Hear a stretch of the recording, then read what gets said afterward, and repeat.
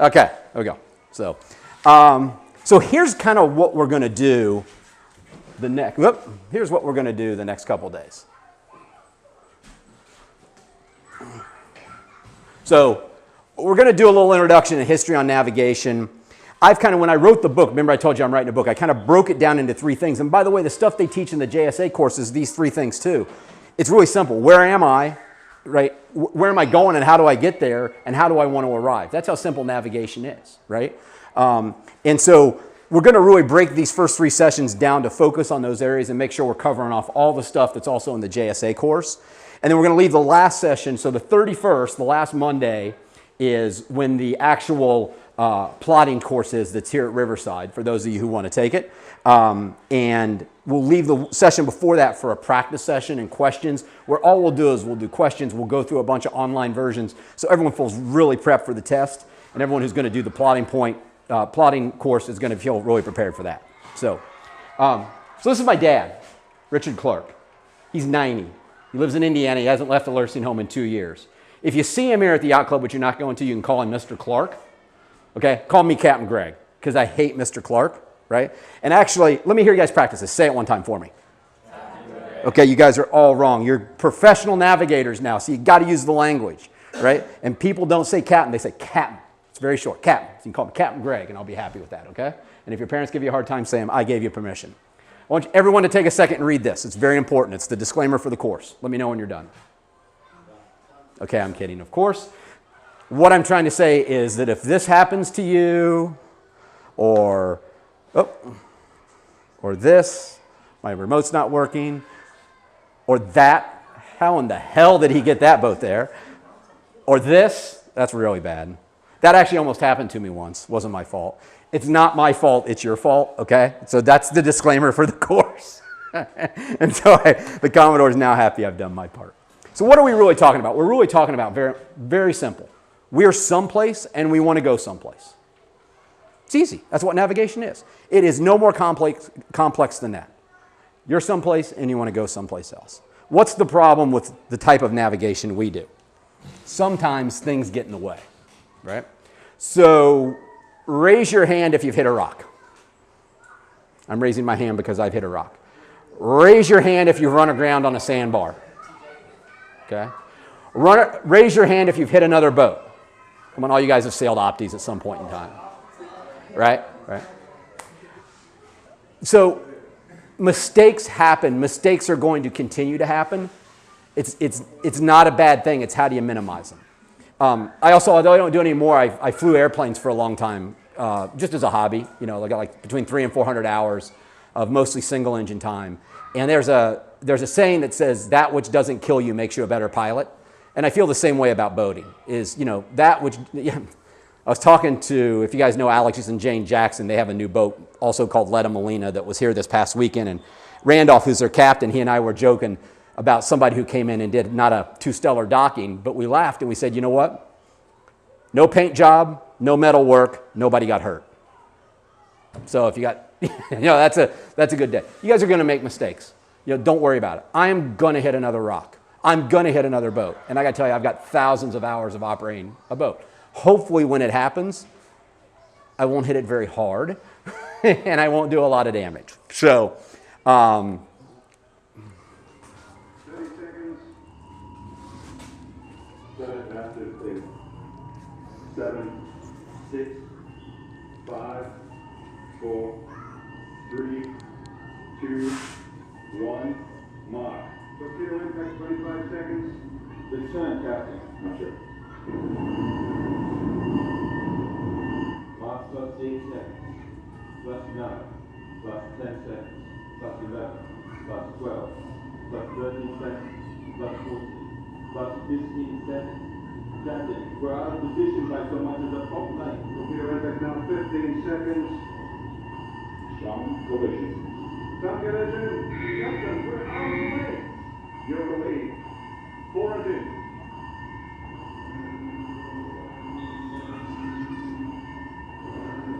Right full right up. Reverse double engine. Right full right up.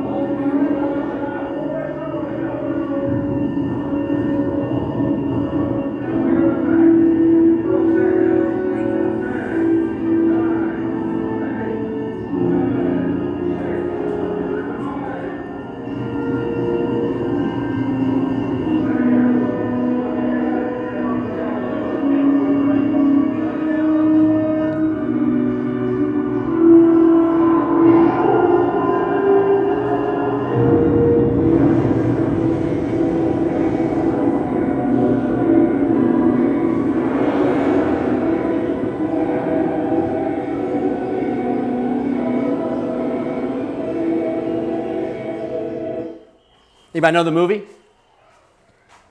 Hey. What?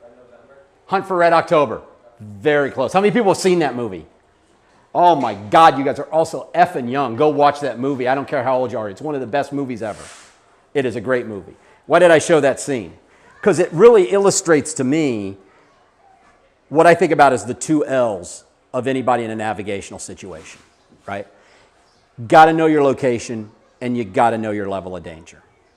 So the context there, if you haven't seen that movie, Sean Connery plays the captain of a brand new Russian submarine that has this amazing run silent technology, and he decides that it's a killing machine, so he hijacks it from Russia and he's going to give it to the United States. And the Russian fleet had just located him, and he's in this very deep channel, right? And so he's trying to get away from now the Russians who are trying to kill him, right? So he precisely knew his location of where he was, and he knew the level of danger, right? If he got outside of the very center of that channel, was probably going to be pretty bad. That he was going to run a huge submarine going very fast into a big rock. That's a lot worse than running up on a sandbar, right? But he also knew that he had a torpedo that was chasing him, and so he was trying to calculate how close he could get to a rock when he did that turn so this torpedo would explode and not hurt him. And so, you know, what we're going to talk about here, I think through the majority of this course, and what this is the question I always ask, do I know exactly where I am? To which the answer is probably never, right? But how close am I to knowing exactly where I am? And what's the level of danger? A lot of things can impact the level of danger. The visibility, what the wind is doing, what the water's doing, what the current's doing, my knowledge of and confidence in where my location is, right? All these things are things that as navigators we have to think about, you know, basically all the time. So really good, and I have a bunch of books that I showed when I did this for the adults. I'm not going to bring them all out, but this is a great book. It's called Boating Navigation for the Rest of Us. A guy named Bill Brogdon, he says, a good navigator always has a general idea of the vessel's position, even though he might not know exactly what the position is, right? And that's what we're going to learn here. Is we're going to learn to get as close in approximating what our position is and then being able to know what's around us, right? I don't know who said this, but a great navigator never assumes anything, right? Navigators who get in trouble are people who say, oh my God, I know exactly where I am. I'm here. There's no rock here, right? Making assumptions as a navigator is what gets you in trouble. So always, and that's why I like it, just question and question and question and question all the time. You know, navigation goes back to the very beginning. You know, when humans were first here, they started grunting at each other. They said, you know, food over here, right? And they went to the same place time and time again. That's navigating. They went from one place to another. You know, there's some great stories of navigation.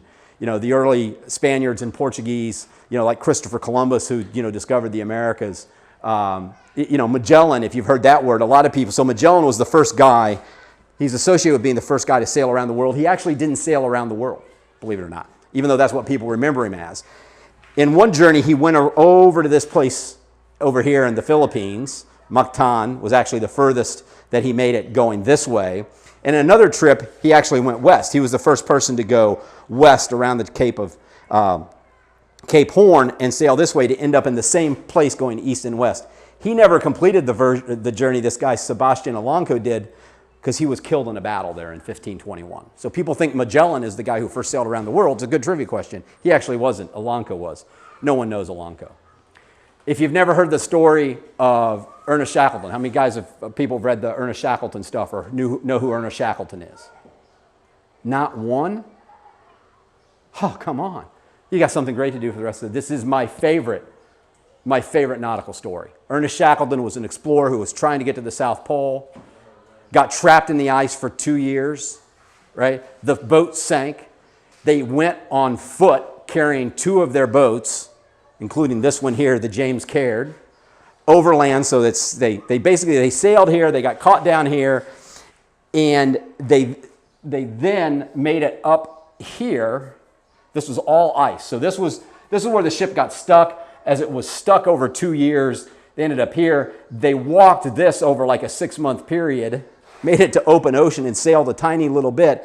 And now they're like, what are we going to do? So 6 guys, including a guy who used nothing but this to sail over 700 nautical miles in the Southern Ocean, and he was able to only take something over a 7-day trip, like 5 sites was all he was able to take because the weather was so bad.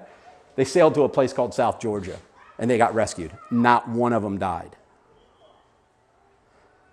if you're a boater, this is the best story there is. I love this story. And the great thing about it, that's a real picture. I mean, this happened in 1914, 1915, 1916. There's actually video of the boat before it sank. So again, a really, really good place to learn a little bit about the history of navigation and what it used to be like. I've just shared this one as a little trivia question. Anybody from the Boston area? Anyone? No? So this is Plymouth, Massachusetts. You can guess what that boat is. The Mayflower. There's something here called Clark Island. Guess what? I don't have an E on my name, but believe it or not, I'm a genealogy freak as well. My 9th great-grandfather was the pilot of the Mayflower. I found this out about 7 or 8 years ago. I was born landlocked in the middle of Indiana. I'm a farm boy from Indiana. I didn't really start boating until I was 15, but it's been my passion ever since. I mean, there's something, and my wife always says, there's stuff that you know about boating, sailing, navigation that you probably shouldn't know. I'm convinced it's in my lineage. When I found this out, I was like, holy shit, this all makes a lot of sense, right? So kind of cool. And so, that's my lineage. And I know that was, so great navigators in my background. There's other great, I'm sorry, I don't know how that slide got in there. I'm sorry. It's funny. Anybody on this boat last year? Yeah. Did you win? No, we lost by 2. Ah, wow. At the end, it just kept like clocking. And so you guys all know Ben? Oh my God, that's great. My mom came and picked me up. Eliza's now awake. Great navigators. So you all know Ben. My son Will, who's not doing big boat this year, but is pretty competent. Part of the deal of me teaching this year, I said Will wants to sit in, so Will's going to sit in and join us for the class as well. Are you gentlemen taking off? Yeah. Good luck. Thank you. Go Riptides. Okay, the last of our introductory elements here. You don't have to write this down. I'll email this out. Is everyone signed up on the JSA Nav website yet? Is anyone signed up? So the people who did it last year, you have to go do it again. If you did it last year, you have to go do it again because there's stuff that's different. So just remember nav.jsalis.org. If you go to that, and I'll email this out after tonight, this is where you'll see the 11 or 12 chapters of the way they've structured the content along with all the practice questions that we'll spend time on the last session. And so go register for this. It doesn't work. So these are the instructions. It's very simple. It will not work. It'll tell you it doesn't recognize your email. And then whatever you set up as a username and password that you have to pick yourself, just send your username to info@jsalis. This is Bob Wittridge. Or you can send it directly to me and I can forward it to him. But I'll send this out in an email. But between now and next week, everyone should make sure they've got a username that works and they get on here and play around a little bit.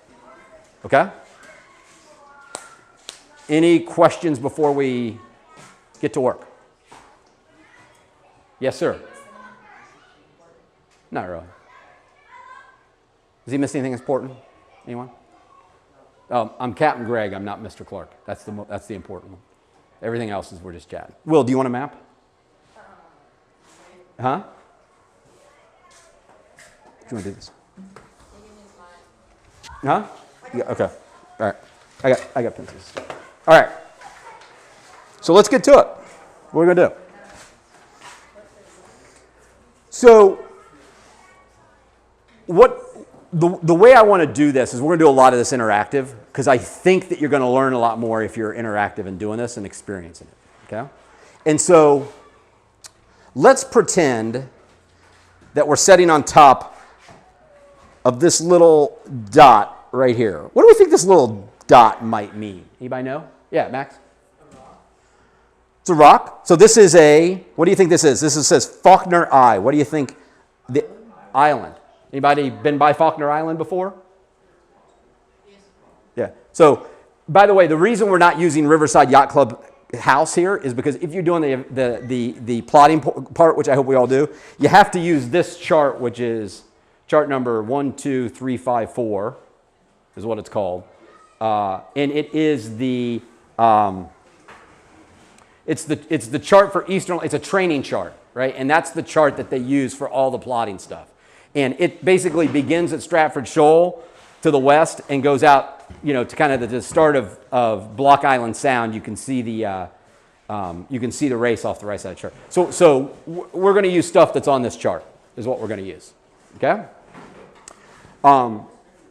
So take a look at the chart. Here, let me do this. I'm going to switch. So this, if you're all wondering what this piece of technology is about here in front of us, I will show you.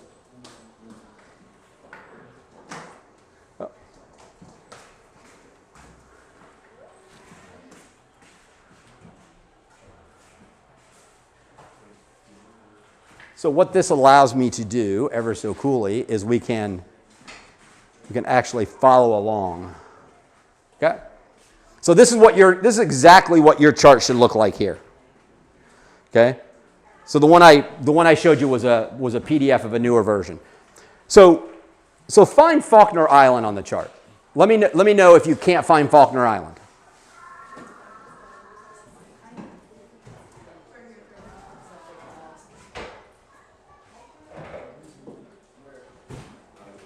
Got it? Everybody got it? Everybody got Faulkner Island? So what are some interesting things to note about Faulkner Island? So Faulkner Island is in bold. So there's some other stuff around it that's not in bold. Why do you think Faulkner Island might be in bold?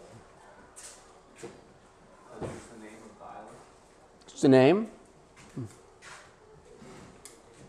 It's a significant navigational hazard. So stuff that's typically in bold means stuff that it's bad to hit, right? If it's bold in italics, do you see something that's bold in italics not too far from there? Kimberly Reef. Why do you think that's bold in italics? Why might that one be really bad to hit? What's different between Kimberly Reef and Faulkner Island? Faulkner Island you can see all the time. It's an island. What about Kimberly Reef? Can't see it all the time. And so if you look around on stuff on the map, typically stuff that is in bold and italics is stuff that is what they call semi-submerged. So it might be above the water sometimes, it might not, but it's definitely, it can be hit. Now, one thing to keep in mind is when they design these charts, there's a lot of consistency in these charts, and I am pissed that I didn't bring one book, which is chart number 1. So there's a book, I'll bring it next time. There's a book, because I have it on my iPad, so I don't carry the book with me. But it's a big spiral book that's called US Chart Number 1, okay? And it's one of the most important nautical charts that exists, but it's also one that most people have never looked at. And it describes all of this. It's like several hundred pages, not that you would have to go read it, but talks about all the differences of different lights and different buoys and what all these different fonts mean. It's explained in the book, and it's called Chart Number 1. I'll bring it next time. So when they design these charts, one thing they didn't say, so look for something else that's in bold italics. Do you see something else in bold italics that's relatively close? 6 Mile Reef. Yep, 6 Mile Reef. So how deep is the water at 6 Mile Reef?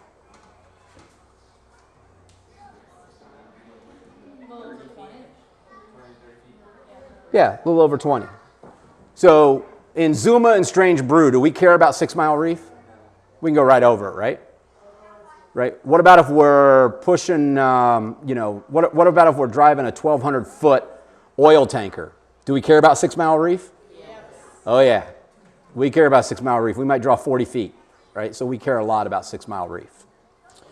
Why does it say at 6 Mile Reef, I'm bouncing around here, but I think it's the best way to do it. So it says 20, so if you see right there, it looks like the lowest depth is what, 19 at that one point? You see the 19? Yeah. Kind of right in the middle of it? What's that mean? What's 19 mean? Yeah. At low tide. That's the depth. Depth at low tide. How many people, Jack? How many people agree with Jack that it means depth at low tide? Well, depth at low tide. How many people agree with depth at low tide? Okay. Anybody else want to throw out a different answer? Depth at mean low tide. What's mean low tide mean? Like, the low tide changes throughout the year, so like the average depth of the low tide. We're talking about the numbers on the chart. Yep. It's depth at the lowest low tide. Depth at the lowest low tide. Okay. Anybody else? First of all, does it tell us someplace on this chart exactly what it means? Do we think? Let's look around. Let's see if it tells us someplace. I'll give you a hint. Down at the bottom it says soundings in feet. That's important because not all charts, not all charts are in feet. This one's in feet. Some are in fathoms. Heights in feet above mean high tide. Say again? Heights in feet above mean high tide. So heights. Heights are in feet. So we have height here as well. Height are in feet at mean high tide. Is that what it says? High water. Mean high water.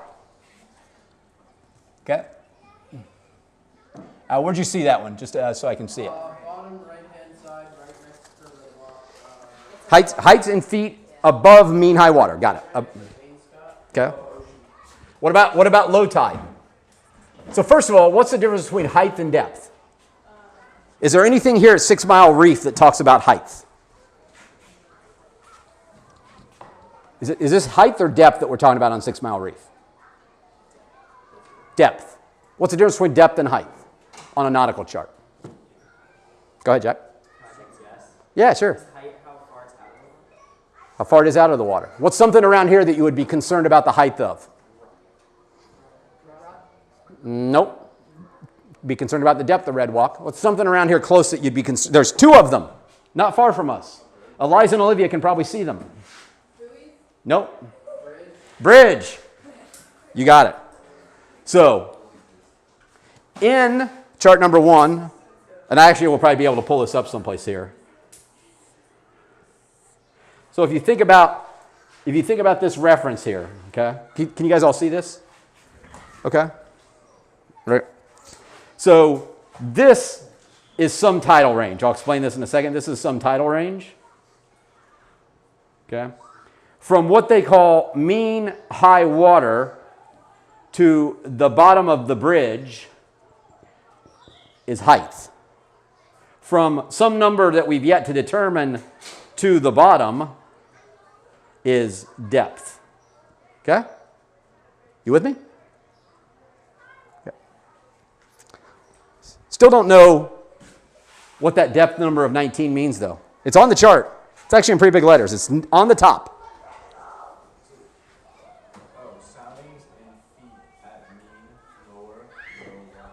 Soundings in feet. This is an important one. At mean, this one's on the test. Mean lower of low water. Anybody want to take a crack at what that means? Okay. So here you go.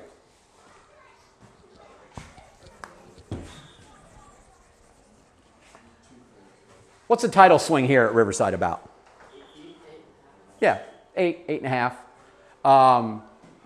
How long is it between, how long is a tide cycle? A little over 6 hours. Yep. So if you looked at a tide cycle here, I'm a terrible artist. So let me put a reference line here. So if this is our average high tide and this is our average low tide, we're going to have something like this. And then it might go something like this. And something like that, okay? Let me delete this first part here. There we go. So that's what a tide cycle might look like, okay? So how many high tides are there typically in a day? 2. How many low tides are there typically in a day? 2, typically. Sometimes there's one, right? It really depends. Like if it falls like at 11:59, you're only going to have 3 significant tides. They're called significant tides. So a high tide and a low tide are both what are called significant tides, okay? So let's assume that we're in a cycle where you've got 2 high and 2 low. Mean low of lower water is the average of all of these lows. Okay? So if one low tide is 0 and the next low tide is 0.2, it's going to, 0 is what's going to be put in the calculation. Okay? Over how long do they average it? This is not on the test, I don't think. It might be, actually. Over how long do they average it? Do you know? Any guesses? Extra credit if anybody gets this one. It's about 19 and a half years. And why is it 19 and a half years? It's something that's called, I believe it's called the pedonic cycle. It takes about 19 and a half years for the celestial bodies, as they are around the earth, to go from one point to everything moves around, the sun's, we're moving around the sun, the moon's moving around us, blah, blah, blah, blah, blah. It takes 19 and a half years till everything's back in the same position. And it's, don't quote me on pedonic, but I'm pretty sure it's pedonic, but it's like 19 and a half years. So over 19 and a half years, believe it or not, that number there represents the average of this. And they have all this built into computer models now. So that's what that 19 that we see here means. Okay? Questions on that? Make sense? First example, are we going the right direction? Interesting. Did you learn this last year? Was it, well, okay. And you got to this point on the test and you're like, what? Okay. All right. So you'll see I divert a lot because our question was, where are we? Okay, so we're gonna park that tide conversation for a second, and because I wanted to describe what some of these things were around here. By the way, there's a lot of other things that we see here, and we're going to talk about all of them. We're going to talk about what R, G, K, R, F, L, parentheses 2 plus 1. We're going to talk about that, right? So you don't need to worry about that yet. We're going to get to the nomenclature, why it's named that, how to remember all that stuff, how to make sense of it, how to understand where red should be, where green should be. We're going to cover all that. But let's go back to the little dot in the middle of Faulkner Island with that little red teardrop, maroon teardrop coming off of it. You guys see that? See the little maroon teardrop? Right here? What do you think that maroon teardrop means? Yes? Has a light. So, by the way, it says Faulkner Island, flashing 10 seconds, 94 FT, 13 meters. Guess what Faulkner Island has on it? Lighthouse. A lighthouse. How tall is a lighthouse? 13 meters. Or? 94 feet. 94 feet. Right? So, you can see it from a long way away, which is good, because there's some bad stuff you don't want to hit close to Faulkner Island. So let's say we're on that little dot. We're standing on that dot. And an alien pops up in front of us and says, tell me where I am. What are you going to tell him? I have no idea. Where's Faulkner Island? Where's Long Island Sound? I don't know. I'm an alien. I don't know East Coast or United States. Say again? I thought I heard it. What? How would you describe to an alien who knew nothing about our geography? It's in the Atlantic Ocean. I don't know the ocean. What are oceans? The body of water. What'd you say? Longitude and latitude. Say it louder. Longitude and latitude. Longitude and latitude. Because you could probably explain to an alien pretty quickly the concept of a circle, the concept of a sphere, and how we can put every point on the planet with a couple of numbers on the planet. So our first exercise is, I want you guys to tell me the latitude and longitude of the center of that dot in the middle of Faulkner Island. Wait, is it the one with the little rings? So just to be clear, so there's this little red maroon teardrop. That maroon teardrop points to a dot. It looks like a period. It's like a black dot. That black dot, I want you to tell me what the latitude and longitude of that point is. And by the way,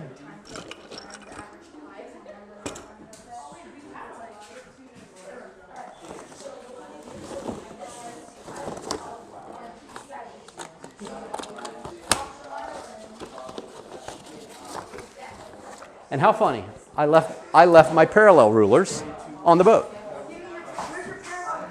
I don't have parallel rulers, so. It's okay. I don't need no stinking parallel rulers. Say again? Does it say on the side of RYC the latitude and longitude? It does. Yeah. The latitude and longitude of RYC is about 41 by 73. And by the way, guys, it's okay if you don't know how to do this. But work on it for 3 or 4 minutes, and we're going to do it together. Okay? So do your best for 3 or 4 minutes to try and figure out what the latitude and longitude is. I actually don't know, so I have to figure it out myself. I have to figure it out myself without a parallel ruler. I'm up for the task, however.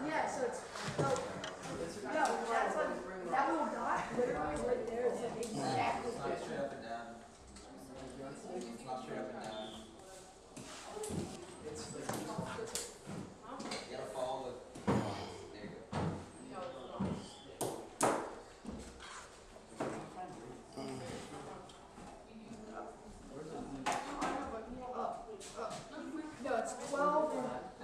What is every one of these? So what is one of every one of these kids? So we know the main number is 12. That's a 10. All right. So 12 over.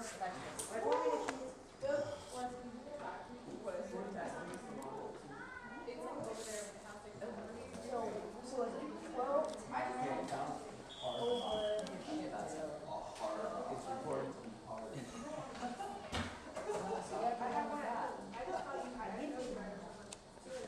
over 40 and 1/10.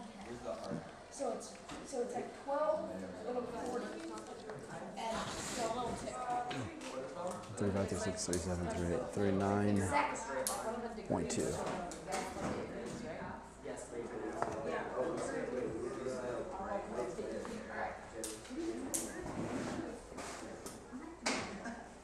Wait, Dad, what did you say about longitude of RYC is? It's about 40, 41. I forget the exact notes. 41 and 73. I know that. Okay, let me know when you guys start getting some answers, and we'll put it up here, and then we're going to work through it together. And then we're going to explain why that's the answer. And then you will forever remember latitude and longitude.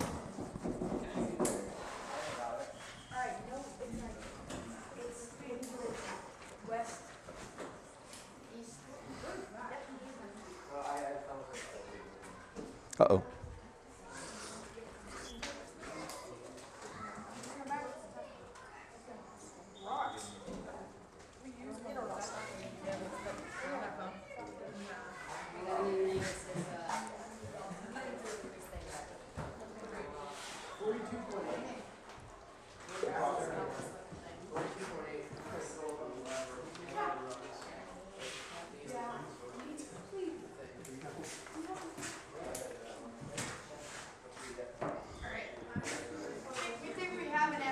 You think you have an answer? What do you think? It's, we thought it was like 12 and, was it 12 and the 3 ticks, and then 40 and 1 tick. So, We think it's a 10. okay. So tell me the latitude and longitude. So, 12. 12.5? Yeah, we're going 12.5. Okay. 12.5 Okay. and 40.1. 40.1. Okay. Okay. I think I see. Okay. Is that latitude or longitude? Long. 40 is longitude. Okay. And 12 is latitude. Okay. All right. Yeah, we're going with that. Okay. Anybody else got an answer? Okay. 39 point what? And then latitude 13. Latitude 13. 39 point what? 30. Okay. Point 35. Okay. Okay, that's fine. We're going to go through it as a group right now. Okay. Go ahead, Jack. 1 second, I need to count the numbers again. Okay. Anybody else? Got a guess or do the math? I don't know. I got 40 for the longitude. I got 42.8. Advanced beginner. 42.8 for latitude or longitude? Longitude probably. I mean, wait, latitude. Latitude, latitude. Yeah, longitude. You got 41.7. Okay. For latitude or longitude? Okay. 42.7. I got 39.2. And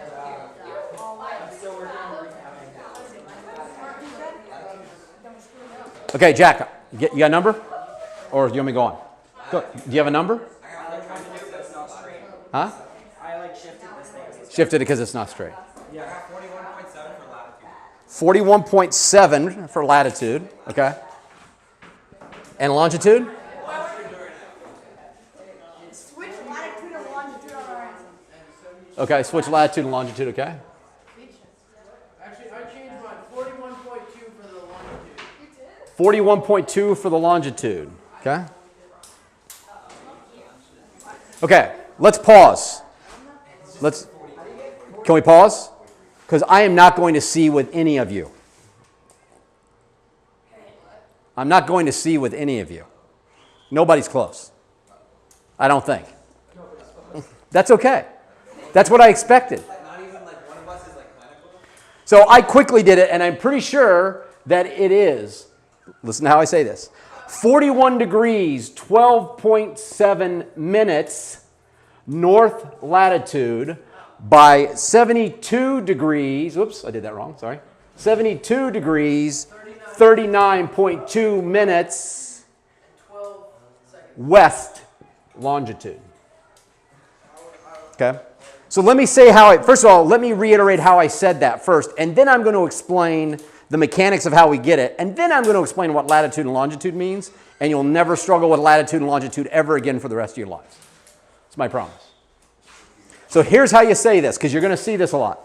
41 degrees, that's what this little means, 41 degrees, 12.7 minutes north latitude by 72 degrees, 39.2 minutes west longitude. Aiden. Why do you say it in time? There's different ways to say it, and I'll talk about that in a minute. There's 4 different ways that you can say latitude and longitude, okay?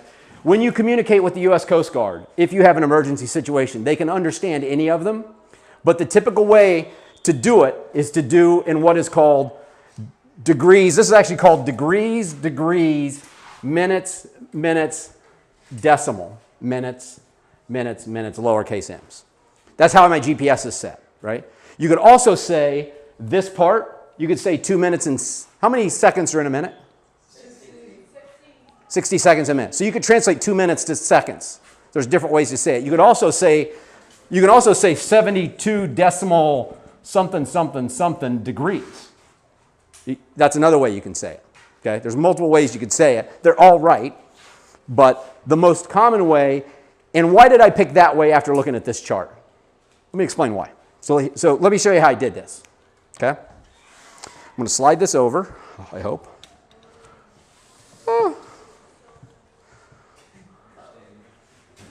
Okay.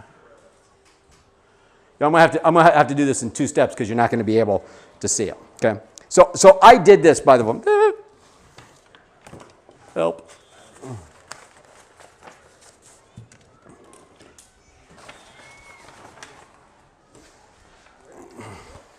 There we go. Okay. So I did this without a parallel ruler, but I'm going to show you 2 ways to do it. So the first is the mechanics of how do you translate a point on a map, okay, to the numbers out on the side. That's the first thing we're going to do. Can I borrow a parallel ruler since I left both of mine on the boat?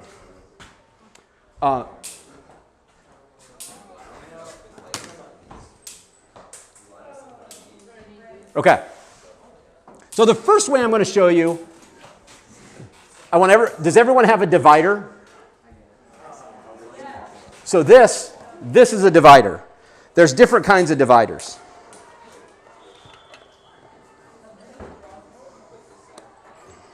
Come on, yeah. We're doing time lapse, okay? So you guys take a look up at the screen. I'm showing you some different kinds of dividers, and I'll tell you the pluses and minuses of them. You guys can see those? And there's other kinds too. So these are all dividers. What's the difference between them? So this divider here has a point on one side and a pencil on the other side. Okay? So that's the one that I chose. This is the weapon that I chose to figure out what latitude and longitude I was at. Okay? Here's one that has 2 points. Moves really easily. I can operate this one with one hand. The drawback to this one is it's easily bumped, and you can lose track of how wide something is. Here's one that has this little dial in between them, right? Actually, I like this one. I probably could have used this one and probably should have used this one. It just takes a little longer to open and close, right? So you can set something and you can bump it and it's not going to change the distance, right? This is kind of old school. Oop, I really like these. These are especially good because you can go this way and measure small points, or you can go very quickly this way and measure something that's a long way away, right?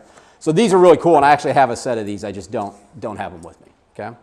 So let me use this one and show you how I came up with this. So the first thing I'm going to do is I'm going to put the pointy end right in the center of that dot, okay? And now I'm going to close this until I'm actually going to make a light circle. Can you see the light circle up on the screen? See how I'm doing it as a circle? Until that circle is tangent to this straight line. Now, one of the things I don't like about these old charts is these old charts actually have a lot of lines on. This chart was developed in, I think, 1991 was the last version. And I think that's still the version of this that they use. So these other lines that you'll see that are blue and purple, like you see lines that say like 14,980, 14,970, 14,960. Before GPS, there used to be something called LORAN. That was a land-based radio signal. That's how boats navigated, right? And they created these parabolic curves. And so based on where you were on these two parabolic curves, you could figure out where you were. This is before you had a GPS that tells you exactly what your latitude and longitude is. So this still has those, what makes it hard to see. But you can see this straight line here? And I'm not going to move the camera, but if you follow that straight line, it goes all the way up to the top of the map, and it goes up to where it says 40. Do you see that? The 40-minute sign? Or you could follow that straight line all the way down to the bottom, right through Riverhead, and then 40 is down at the bottom as well. You with me? Okay?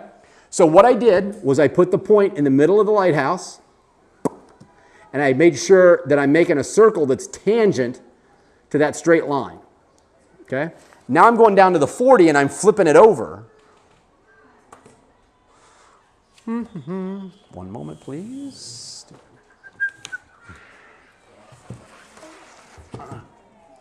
Okay. Don't fall, camera. So now I'm going up to the 40. Now I'm flipping it over. See what I'm doing? I'm now putting the point on the 40, and I'm going to make a semicircle line. See how I made that semicircle line? You with me? Okay. So what did I just figure out by doing that? I figured out what we'll come back to remember which one is latitude and longitude. I figured out what the longitude is. So what this says, this is 72 degrees. If you go to the right, this is 72 degrees. Can't get all the way there. 72 degrees, 30 minutes. That's the next big line. And then in the middle, you see this 35. So that's halfway in between 72 degrees, 30 minutes and 72 degrees, 40 minutes. So you see 35. So this is 30. Let me get a pen. So this is 35, 36, 37, 38, 39, 40. You with me? So this is 35. So this is 35 point stuff. This section's 36, 37, 38. Okay? And so I'm in 39. So this is 39. And actually I can see that since I did it with the better divider, it's really closer to 0.1. So I'm going to change my answer up here to 0.1. By the way, if I was off by 0.1 minute of longitude on this chart, about how far off would I be? Anybody want to guess? So I'm going to move this divider to just 1/10 of a minute. Now let's go down to the bottom. I'm not going to move the camera because this is going to be hard to see. Down to the nautical mile chart. You see the nautical mile chart down in the lower left-hand corner? Not quite 1/10 of a mile. So if I'm off 0.1 versus 0.2, if I gave the Coast Guard 72 degrees, 39.2 minutes west longitude and I was really at 39.1, do you think they'd be able to find me? Yeah. Absolutely. right? I mean, it's less than 1/10 of a mile. If it was a minute of latitude, so let's go over to the left-hand chart, and I want you to set your divider to 1/10 of a minute, okay? And now come back down to the scale at the bottom. This one, by the way, this is better to do with 2 points. When you're doing really fine stuff, instead of using a point and a pencil,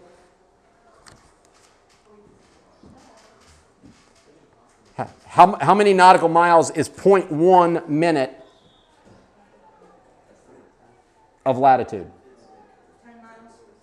10? 0.1, exactly, right? 0.1. Because you'll learn in a second that 1 nautical mile is equal to 1 minute of 1 degree. So 1 minute of 1 degree, if I were to, I'm going to do this. We'll get there in a moment. Work with me. Yo, you know what? I forgot I did this. I forgot I put this brilliant design into my new camera. Look at that. What am I thinking? My old camera didn't move down the rail like that. This one moves down the rail. That's pretty cool. Okay. So if I go to it does, you can do it any place along here. So I'm here at this 10. If I take my divider and put 1 point at the 10 and 1 point at the 11, okay, see how I've got that? You with me? Now take this down to the nautical mile chart down at the bottom. How many nautical miles is it?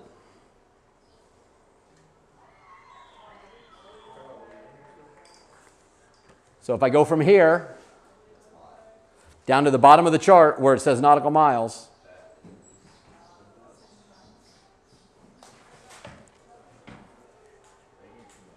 how many nautical miles? 1. Exactly 1. Exactly 1. That's the definition of a nautical mile. I'll explain it more in just a second. So did it make sense how I came up with 72 degrees, 39.1 minutes west longitude? Did the mechanics of that make sense? Yeah? Aiden, girls, did that mechanics of how I got that make sense? Yeah? Okay. So let me show you the other way to do it real quick. Because this one's important too. And I'm going to zoom out just so you can see the mechanics without looking at the detail. Okay. So here's the other, so I did that one with the divider. Here's the other way to do it. And this one's important to know. So I'm going to take my parallel ruler, okay? And I'm going to set it right against one of these longitude lines. Let me do it down here a little bit further so you can see, okay? Now, I heard someone say earlier, you know, it slipped when you moved it, which happens. There's a skill to it. Here's the way I learned to move a divider, okay? So I'm holding on the bottom with my left hand. I move the top one with my right hand. I learned to take my hand off of it and put it back on lightly. See how I did that? So take this hand off, put it back on lightly. That way it never slips. I've always got pressure on one, okay? So what you can do here is you can take this line, so I'm up right here, okay? And I made a mark on this latitude line. Now instead of doing that semicircle thing, you can translate, see how slow it takes me to move this here, right? So I put this on the intersection, and I go up until that pencil marker is right there, boom, and I translate it over to here, boom. Okay, and if I zoom in on that and move my camera over, does that make sense how I did that parallel line? You can see I translated it over to, this is 10, 11, 12, 13, 14, 15. So 10, 11, this is 12, 12 and a half, 12.6, 12.7. 41 degrees, 12.7 minutes north latitude. So back, Aiden, to your question, why did I do tenths? Is because nautical charts are shown in tenths of minutes. I would have had to do math to translate that mark into seconds. Okay? All I'm worried about is not why it's 41 and 72, the mechanics of transferring that dot over to the external latitude and longitude things on the side. Does it make sense? Any questions? No? Wait, why would it be called nowhere? 72. It looks like. Huh? Right. Yeah, so 73 is down here, 72 is here, 71 is way over there. But, Will Clark, that's a good question. So, guys, we're going to switch back to a little theory now, okay?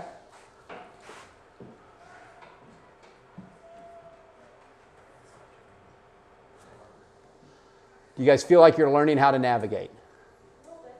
Okay, good. More than you know from the last course? Okay.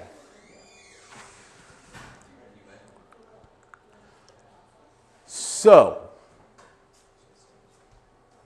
why is it 41 degrees north latitude and 72 degrees west longitude?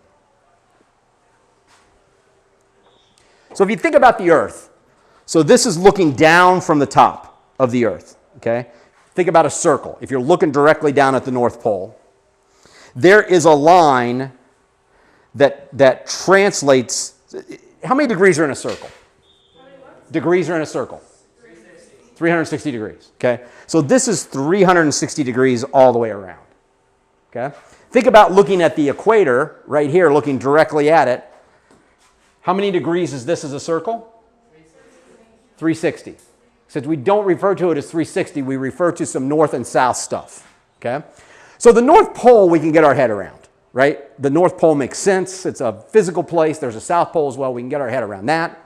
There is also another place that is out in the middle of nowhere. It's actually off. It was offline a few weeks ago. This is a buoy that is at 0 degrees latitude, 0 degrees longitude. It's about, I don't know, 500 or 600 miles off the coast of Ghana.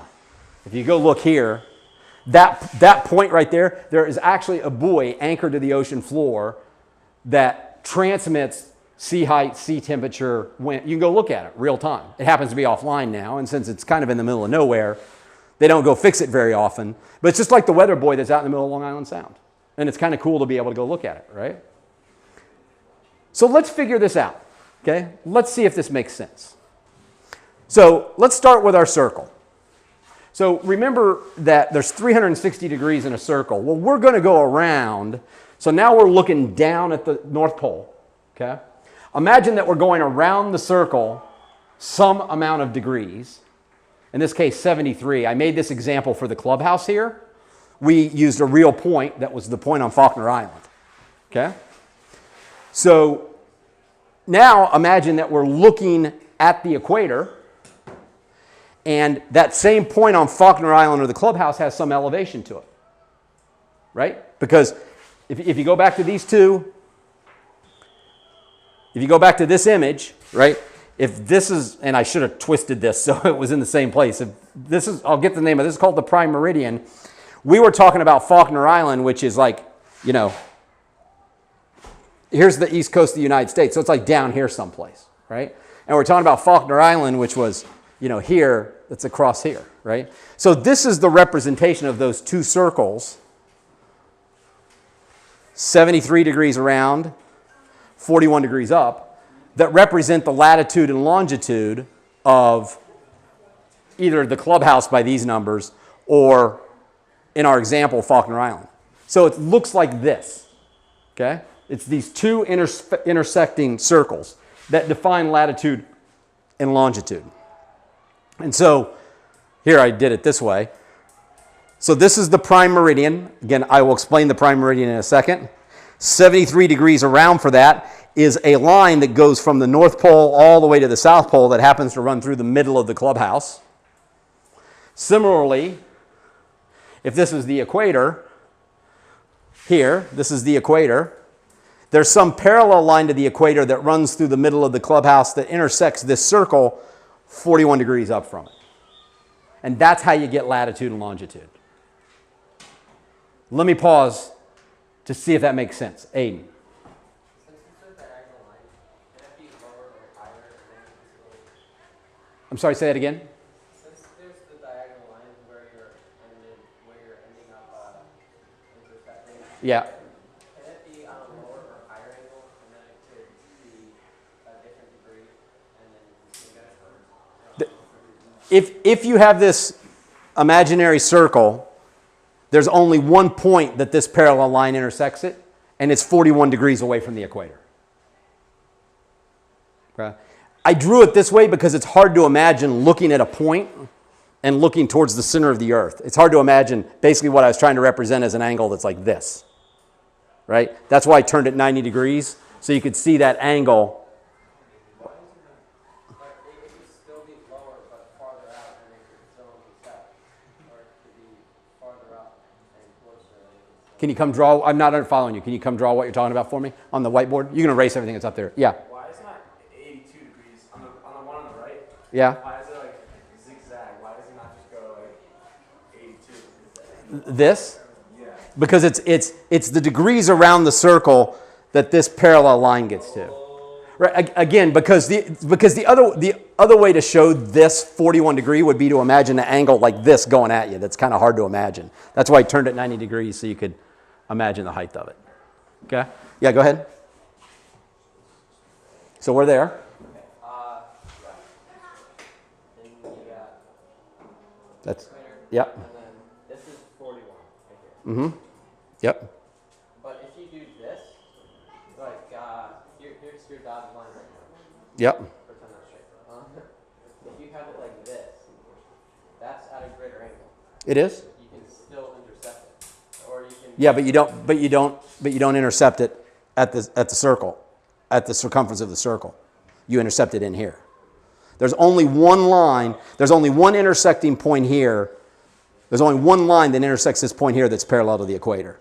And that's a line that is 41 degrees north latitude. So it needs to be on the circumference. Yeah. Yeah. Or any imaginary circle. I mean, but yeah, yeah, it has to be the parallel line. Okay.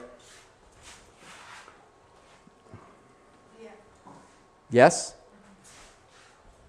So, both of these things we're talking about, the prime meridian and the equator, are physical places on Earth. This is the prime meridian of the world. Guess where it's located? Anybody know where the prime meridian goes through other than Will? Huh? I said other than Will? Yeah, I heard it. Who said it? Greenwich, England. Well, I can't use Will because the next picture is Will and Reese standing on the prime meridian a few years ago. So I know he's been there. So this is the prime meridian in Greenwich, England. Why is it in Greenwich, England? Because the Brits think they invented the world, and so that was the place that they said everything is going to start here. So that is 0 degrees longitude. This is a view of the equator in Ecuador, and 0 degrees latitude. I'll give you a hint. So we've been to Greenwich. This is Will standing in the western hemisphere and Reese standing in the eastern hemisphere. So this line here is 0 degrees latitude or longitude? Longitude. I'll show you how to remember it. Okay. It's called the prime meridian. So this point from the North Pole that goes right through Greenwich, England is called the prime meridian. And from that, you have east longitude and west longitude. So Will and Reese, in that picture, Will was standing like right over here, and Reese was standing right over here. No, we were looking south. Yeah, that's right. Will was standing over here because I was looking south. So Will was here and Reese was standing there. Reese was in east and Will was in west. So it's called east longitude and west longitude. The equator has north latitudes and south latitudes. Okay? You with me? Are you confused?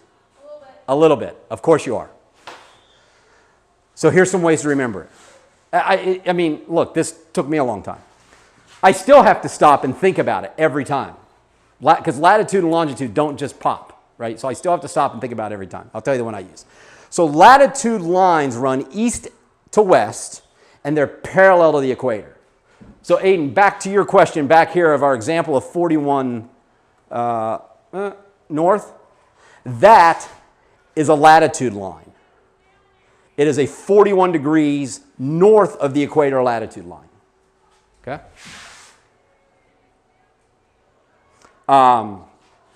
They measure how far north or south they are. So latitude measure how far south, north or south you are. Longitude lines run north and south. Okay? They run through the poles, and they measure how far east or west of the prime meridian you are. Here's how to remember it. A number of ways. The fact that there's so many different ways to remember this says that a lot of people get confused by it. So the first one, coordinates are given as lat long. So just remember, what do you hear? You don't hear people say, hey, can you give me your long lat? You don't hear that. You say, can I have the lat long? What's the latitude and longitude? Latitude comes first, longitude comes second. Right? So that's one way to remember it. North, south, east, west. So the latitude tells you north, south. The longitude tells you east, west. So when you hear latitude and longitude, you're getting north, south coordinates by east and west coordinates. Longitude lines are long. They're all the same length. Because where longitude goes through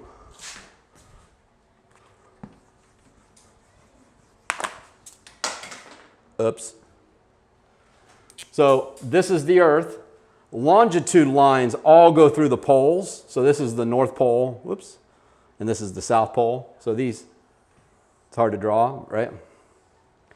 They're all the same length because they go all the way around. Whereas the only latitude line that is the same length as the longitude line is the equator. You know, if you're up here at 45 degrees north latitude, that lap around the Earth is not nearly as long as the lap around the Earth at the equator.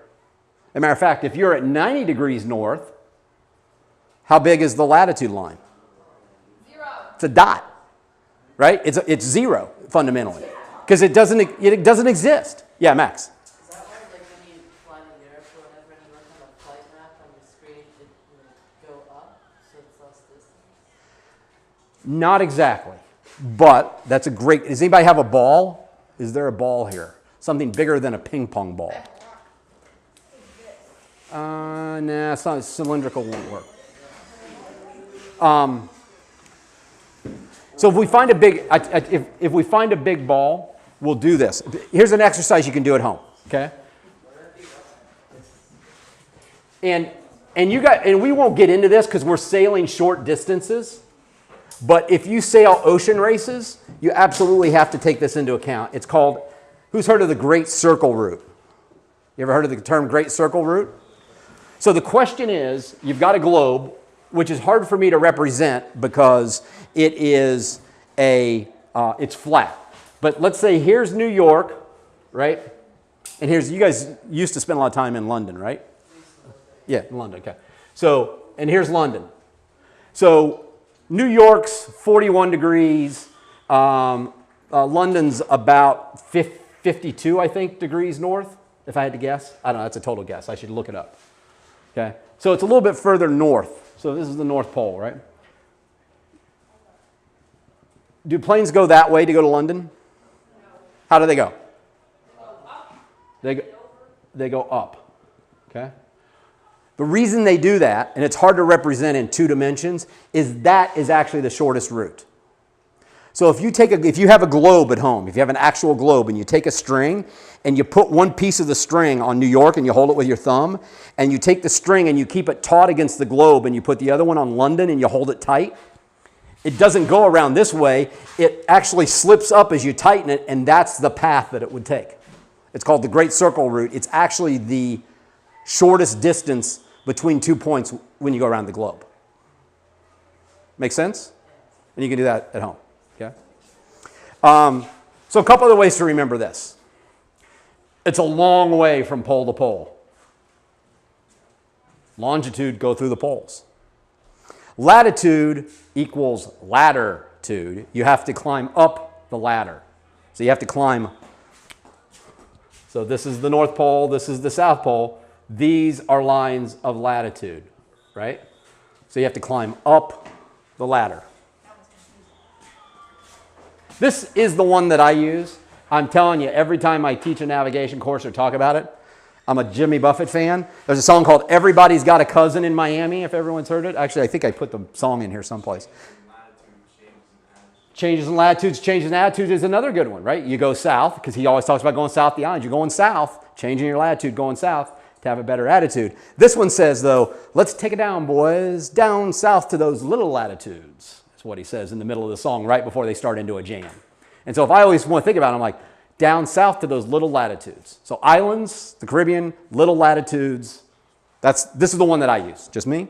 Lateral is side to side, so lateral movement side to side, so therefore lines of latitude run side to side. And how many people have read Dava Sobel's book, Longitude? You guys suck. Ernest Shackleton, Dava Sobel, Longitude. That's your required summer reading. And watch Hunt for Red October. That's a tough decision how to prioritize those. Hunt for Red October you can watch in an hour and 50 minutes. Dava Sobel's book is short as well. Fascinating story, because what was the complex thing about... So, what's easier to determine, latitude or longitude? Latitude. If all I have... Does anybody have a watch on? What time is it? It's like 7:45. Perfect. We'll take a break after this one for a few minutes. If all I have is this, and it's nighttime, what is really easy to figure out? Horizon. Okay, horizon. What's one celestial body that we see in the northern hemisphere? That's always in the same place? North Star. So I can use this to measure the angle of the North Star above the horizon and figure out with a fairly high degree of certainty, like within a couple of miles, how far north and south I am. How do I figure out my longitude? What can I measure to figure out my longitude with this? Okay. So another Jimmy Buffett song is "It's always 5 o'clock somewhere." It's always noon somewhere.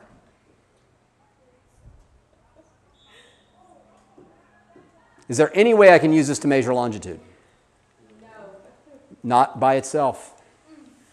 Can't do it. What else do I need to be able to measure longitude? Time. I can figure out when the sun is directly above me.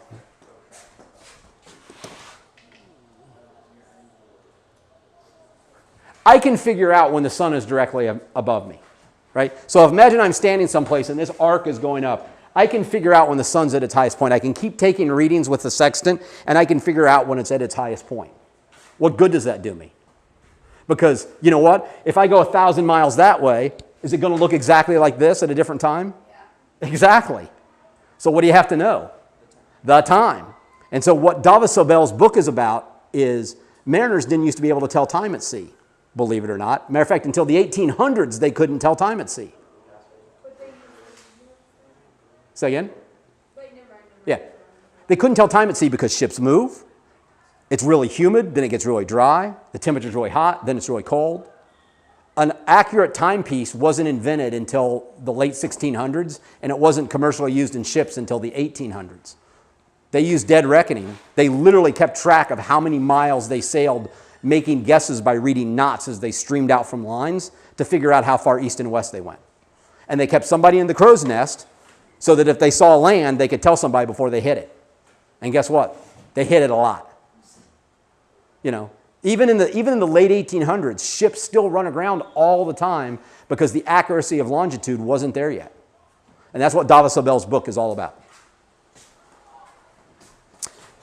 Okay, does this feel like a good time for a quick break? Why don't we take like 5 minutes, use the bathroom, grab a drink.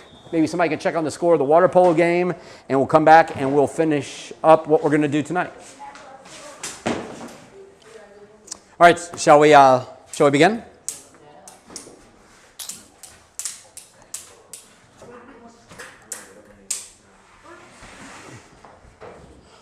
So we've got a common language now that our alien friend understands about how to describe any point on Earth that we might find ourselves. What is that language called? Latitude and longitude. Okay. You now have also learned the basics of how to take a point on a map and translate it using over here on the edge of the chart to be able to figure out what the actual number representation of that is. Okay? We're going to do that several more times over the course of the next few sessions. So we'll get a chance to practice it. Now, in the example that I gave you guys, how did we end up at Faulkner Island? Yeah, how do we end up there?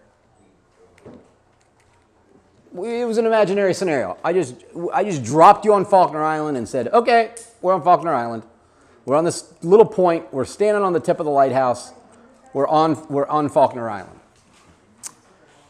Unfortunately, that's not how we typically get to places, right? We have to do something. By the way, I just want to make one additional point. There is a third axis to consider when you're talking about position. So we're talking about latitude and longitude, which gives you your position on the surface of the Earth. If we were flying an airplane, I took it down. If we were flying an airplane and we were at the latitude and longitude for Faulkner Island that we described, there's one point of latitude and longitude with an elevation of 0 that corresponds to that. But how many? Hello, Reese. Hi. Would you like to come in and say hello? If everyone doesn't know my daughter, Reese, and my other daughter, Carson. Oh, I have a question. Are you taking me to diving tomorrow? No, I'm. Offered me to give me a ride. Yes, you need to get a ride with Mrs. Nygaard because I'm taking the kids who are doing the Rye Rumble on Serenity. Daddy, can I have Hershey Kisses? Sure, Carson, whatever you want. That's fair. I know you people. And I know Jack. Goodbye, Reese. I know Will. I know. Goodbye, Carson.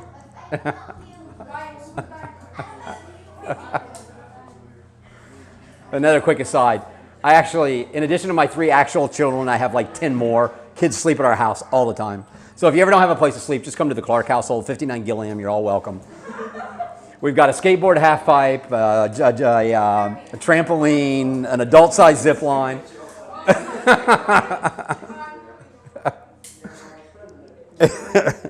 They're all more than welcome. So if we were in an airplane, how many points of that latitude and longitude above Faulkner Island Lighthouse are there? Virtually infinite, right? We could be at 1,000 feet, 1,500 feet. We could be at 39,000 feet. For our purposes, though, we're going to assume everything is 0 elevation. But GPS coordinates come to you, actually, in latitude, longitude, and elevation. So it's a triangulated point. But we're going to have everything 0. So in our example, we just imaginarily got dropped onto the top of Faulkner Island. How might we actually get there in real life? Yeah? Boat? Okay. Huh? Helicopter? I like a helicopter. It's a nice way to go. Could skydive? Awesome. I like skydiving. That's good. Any other ideas? Could airboat? Jet ski? So if we're here at Riverside Yacht Club and we want to get to Faulkner Island, how might you go about it? What might you do? You'd plot a course. Okay. And then how would you track your progress along that course?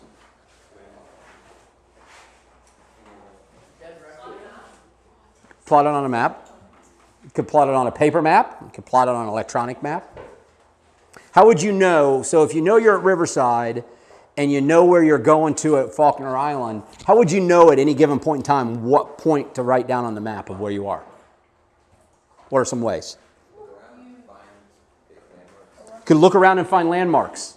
That is an example of piloting. There's 4 ways to figure out how you're going someplace, and piloting is one of them. Looking at buoys, that's another way. You could say, look at the buoys. Because you're seeing something visual. You could say, there's a buoy, I'm right next to it, therefore I know where I am. There are 2 buoys that I'm on a line in between those 2 buoys, and there's a 3rd buoy up there, therefore I know where I am. Eliza. Is it easiest to do it electronically? Of course it's easiest to do it electronically. No. Oh, okay. Yeah. Of course. Which is this one here, electronic. I mean, look, guys, I mean. I didn't know it was like sometimes it's easier to see visually. I don't know. So I did this for about 30 adults about a month ago. Some people found out I was teaching you guys. You know, I write an article in the Burgee. I help a lot of people with boating. I teach this docking class I've been doing for 5 or 6 years. And a few couples came up to me and said, hey, I hear you're doing this for the juniors. Would you do it for us? Because, you know, we kind of know how to turn our GPS on and get somewhere. But what happens if our GPS dies? We kind of feel like we'd be screwed. Well, guess what? 90% of the people in this club, if their GPS died, would be screwed. If they were in the middle of the sound, they couldn't see anything because it was a foggy day, high humidity, and all of a sudden all the electronics went, bad things would happen to a lot of people in this club. Now, bad things could happen to me, you know, right? I'm not saying that but of course electronics is the easiest way to do it, right? You got a big full color GPS that has every piece of information you could possibly want. Learning how to do this with charts, you know, it's old school. But for me, I like to know how to do it the old school way because I've been on a boat that GPSs have stopped working on.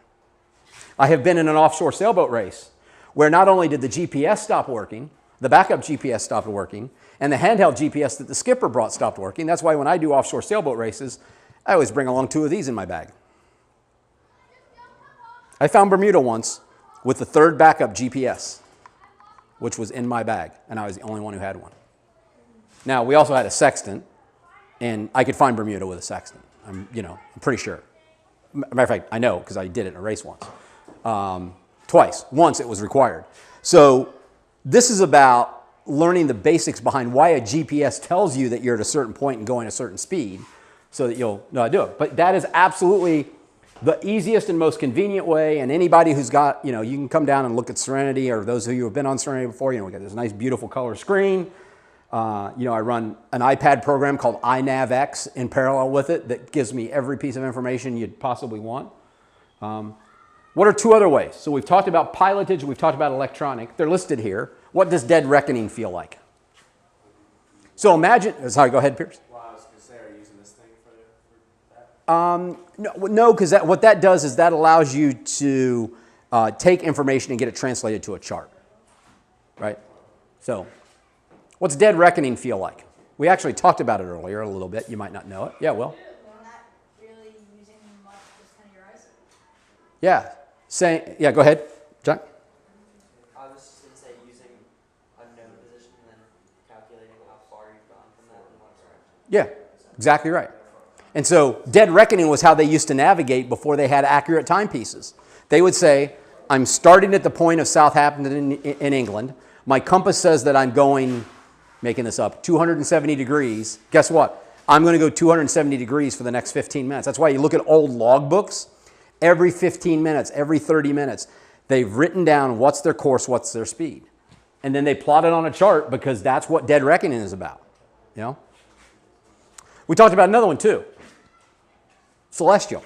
You know, we can use one of these things. By the way, I didn't pass this around. Did I pass this around? Pass it around.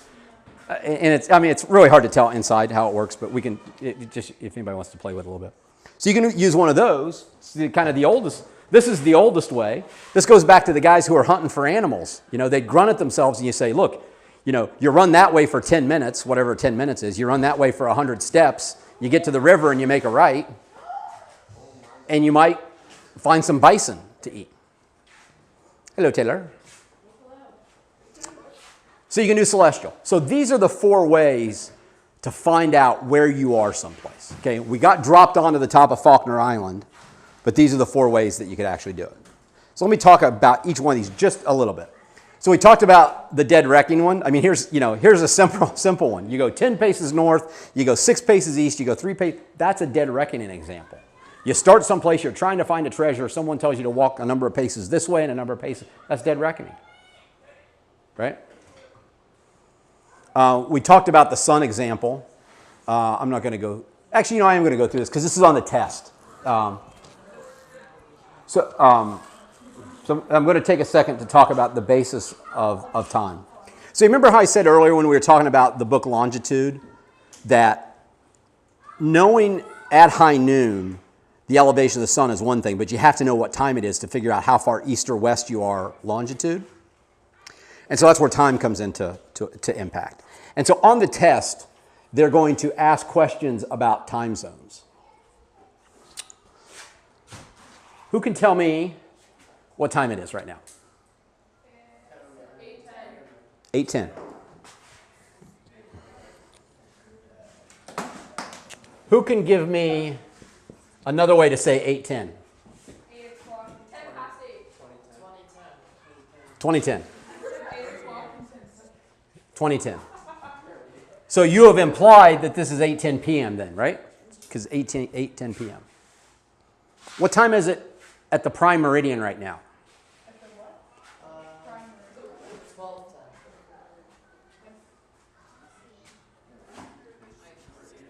12:10 a.m. or p.m.? AM. Okay. What's another way to say 12:10 a.m.?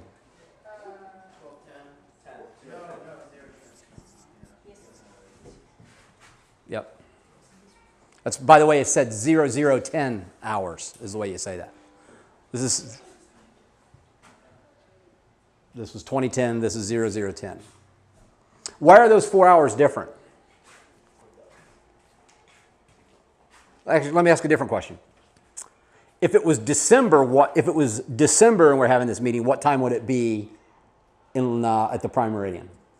If we're here at 8:10 on December, what's today, the 10th? December 10th, what time is it at the prime meridian? So this is July 10th. This was a little tricky. So December 10th. What time is it? What time is it at the prime meridian on December 10th? Is it, so it's 8:10 here or 2010? Is it 0010 hours? With the time change? Right, time change. Oh, it's like an hour back or something, right? Right.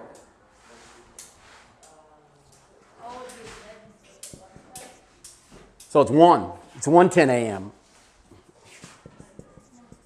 So our time zone that we're in right now, so if you look at this map, this says UTC -5.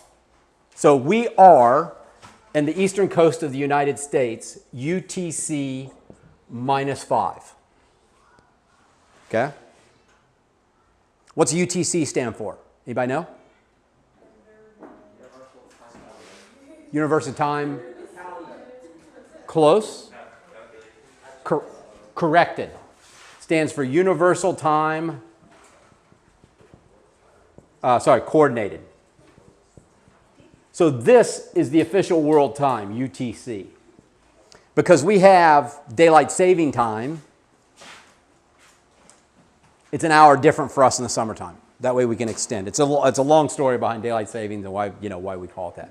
But if you look at these, if you went across all of these, how many time zones are there? How many hours in a day? 24. So there are 24 time zones across the country, across the world. Ooh, that's a good one.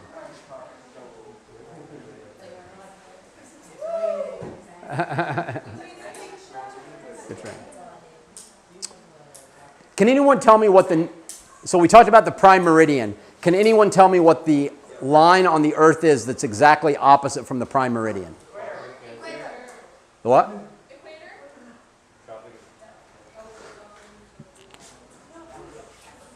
So this is the prime meridian, which is 0 degrees longitude. This is the equator, which is 0 degrees latitude. What's on the back side of the earth? Opposite the prime meridian. The prime meridian. It does run through parts of Asia. It doesn't go all the way around. It's whatever the timeline is. International date line is international date line. Isn't it like right after Fiji? Exactly. So that is where a day starts. Yep. Fiji's down here. I think Fiji is, I can't remember. But New Zealand is one of the first places for a new day. Okay? That's going to be on the test, by the way. Universal time corrected. Coordinated. Sorry. I always get that one. Coordinated. I always get it wrong. See again? International date line. International date line. So so when it is 12 noon at the prime meridian, it is starting a new day at the international date line. Make sense? Starting a new day at the international date line. Let's see if this works.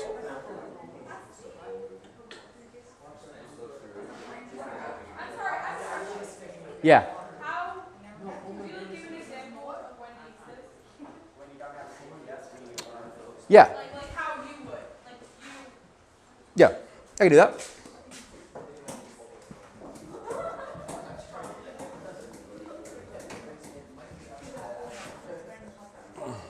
I mean, So, can everybody see the whiteboard here? I'm going to. So,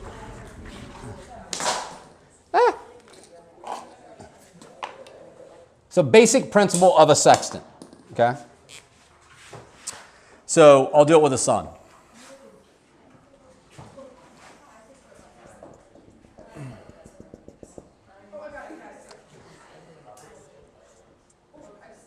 Okay.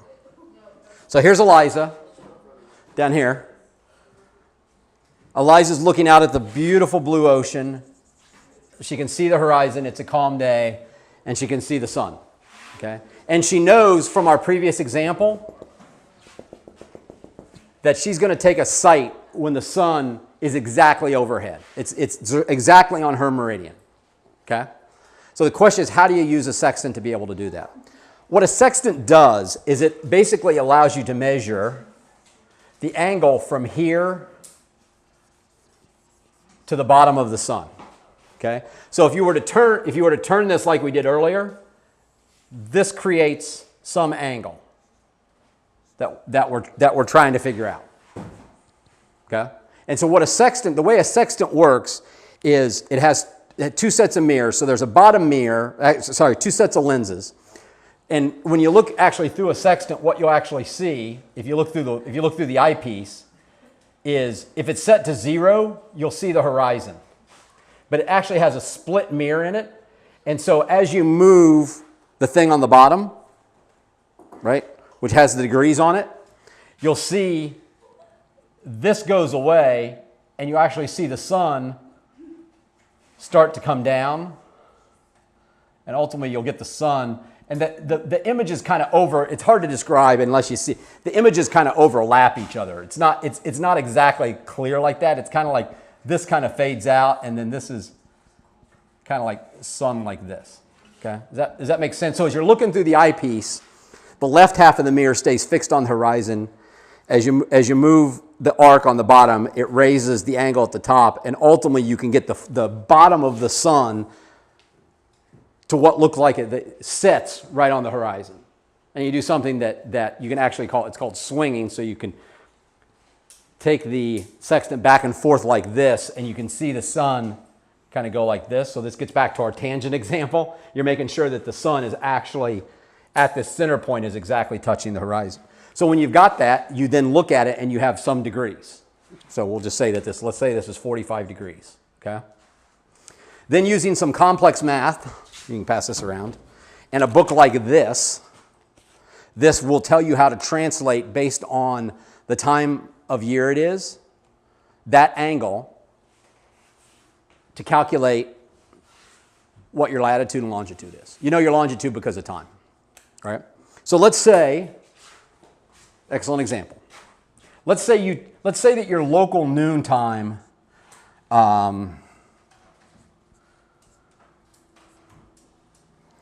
not make it too hard.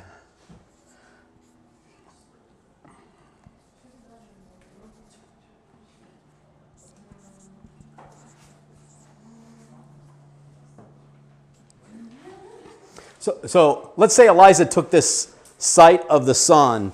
She determined that when the sun was at its highest was at exactly 12:50 p.m. What's she going to do with that? What does that mean, right? So let me ask a question. How many degrees are in a circle? 360. Okay. How many hours are in a day? 24.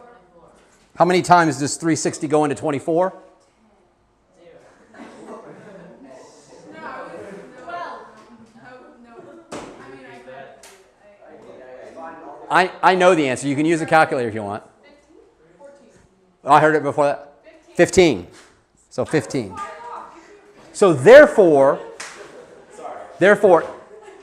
if the Earth rotates 360 degrees, if the Earth rotates 360 degrees in 24 hours, how far does it rotate in 1 hour? 15 degrees. 15 degrees. Okay? Now, remember I said a minute ago that we're UTC minus 4 right now, right? So if it's 12:50 here, what time is it at the prime meridian? 11:50. 4:50. I thought it was 1 hour behind. 4:50. 4:50 p.m. 4:50 p.m., right? I thought they were 4 hours. Okay. So, how many degrees has the Earth spun in 4 hours and 50 minutes? So in 4 hours, it's traveled 60 degrees, right? And then it's traveled 50/60ths or 5/6 of 15 degrees. Anybody got a calculator and do that math real quick? I can't do that one. Huh? Yeah, so do 5/6 of 15. It goes into a 6 goes into a How much? Why does the calculator rotate? It's too late for me to do that. Do you know, what's the answer, Kurt? 19.2. 19.2. 19.2? Can't be. It's got to be less than 15. Sorry, what was it again? 15 times 5 divided by 6. Oh, I did the other one. 12.5. 12.5. Okay, so that's equal to 12.5. Can you see that down there? So therefore, in 4 hours and 50 minutes, we've traveled, the Earth has spun 72.5 degrees. Guess what our longitude is? 72.5 degrees or 72 degrees 30 minutes. So does that make sense how I got to that? I mean, that's kind of complex, but does that make sense? Right. So that's exactly how you use a sextant. You say, what exactly time is the sun at its highest? And by the way, the technique for doing this is you keep taking readings of the sun every 20 seconds, 15 seconds or something. And what you'll see is that the number goes up and then the number of the angle starts to come down. And you take like these three numbers and these three numbers and you average them and that comes up, you just don't rely on taking one site. That's kind of that's the art behind the science of doing it. And you say, well, guess what? I know exactly what time it is, 12:50. I know exactly how far the Earth has rotated in those 4 hours and 50 minutes. Therefore, I know exactly what my longitude is. And oh, by the way, since I know this angle, I can look in my book and reduce to figure out what my latitude is as well. So from what's called a noon sight with a sextant, you can figure out your latitude and longitude. To be a qualified navigator in the Royal Navy, you have to be able to do that with 1 nautical mile accuracy 10 out of 10 times. I took a noon sight about 3 weeks ago and I ended up in RYC, which, is not bad. That's not a great sextant. I used to have like a $2,500 sextant. I have no idea where it is. That's like a $200 plastic one. But it's good. I mean, it'll get you in an emergency. Yeah, I had a really nice German sextant. It's around someplace. I just can't find it. Was that helpful? I mean, guys, look, if you understand this, you understand everything that you need to know about navigation.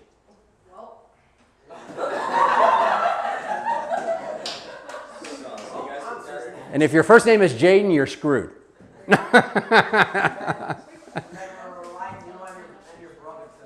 Yeah.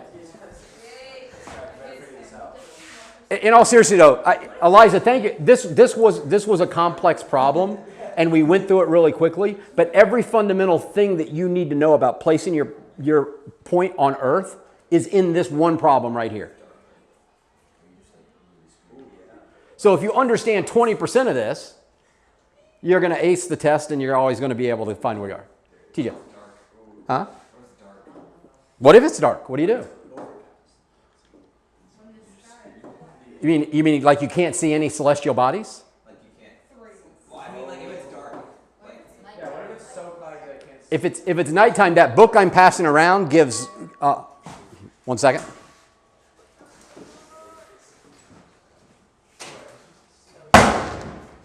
Yeah, setting's fine.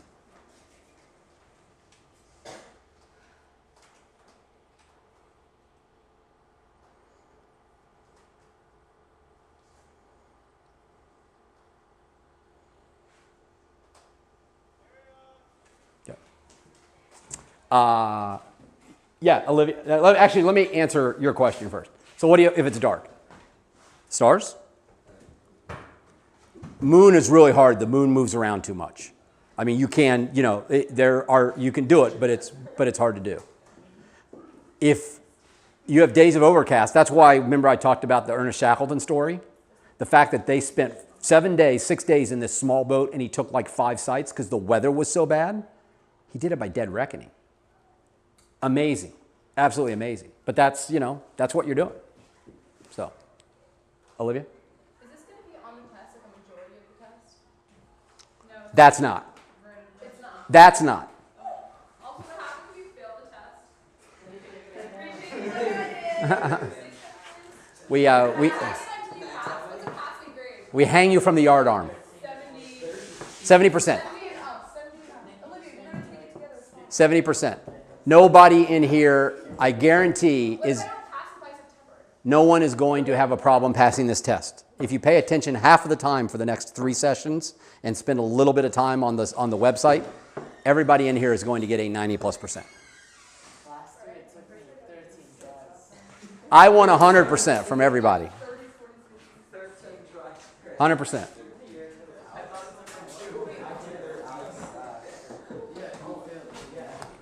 Wait. We don't have to take the advanced one. You do not have to, no. Yeah. Who got the highest score? You? Are you taking the advanced one? Yes? Jay got like 180. Do we know who's taken the advanced one yet? I think you all should take the advanced one.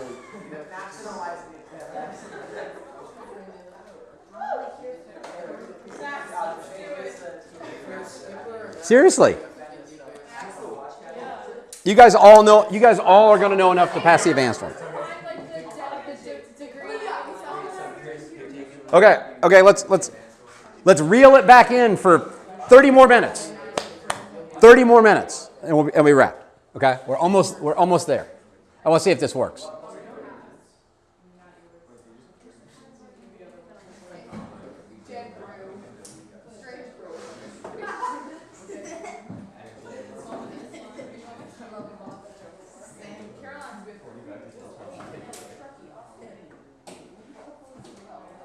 One second.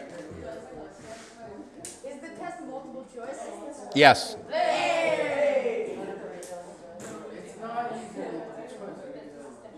I know, but you know, like, we were 5% chance they get it right.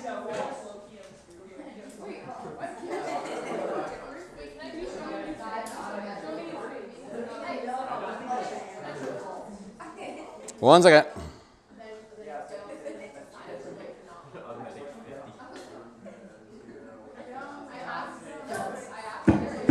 Sorry.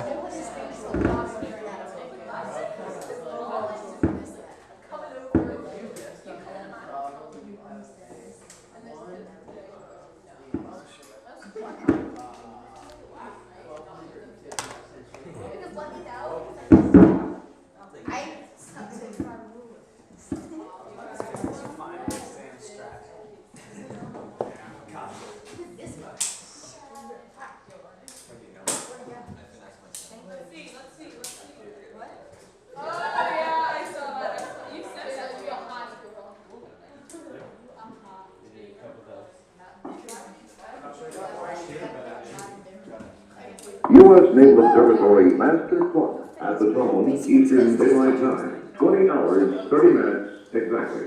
OOTD. Universal Time, 0 hours, 30 minutes, 5 seconds. In your city. At 8 a.m. U.S. Naval Observatory Master Clock at the tone Eastern Daylight Time, 20 hours, 30 minutes, 15 seconds. You can call, Time, 0 hours, if you want the exact time. So, oh, if anybody's got their cell phone, everyone has their cell phone. Open your cell phone. Naval Observatory Master Clock. Look at the time. It will match this exactly. 20 hours, 30 minutes, 30 seconds. Universal Time, 0 hours, 30 minutes, 35 seconds. Wait until the minute turns. U.S. Naval Observatory Master Clock at the zone Eastern Daylight Time, 20 hours, 30 minutes, 45 seconds. I'll take 2 seconds behind.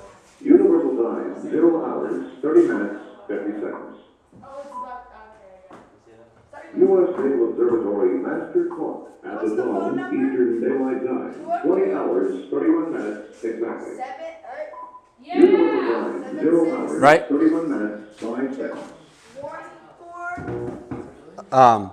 So that is the U.S. Naval Observatory Master Clock. You can call it. There's the phone number. By the way, I'll make sure you guys get all these. Believe it or not, there are 57 high-performance cesium atomic clocks with 24 hydrogen masers and 12 additional cesium backup clocks that keep track of the time. Yep.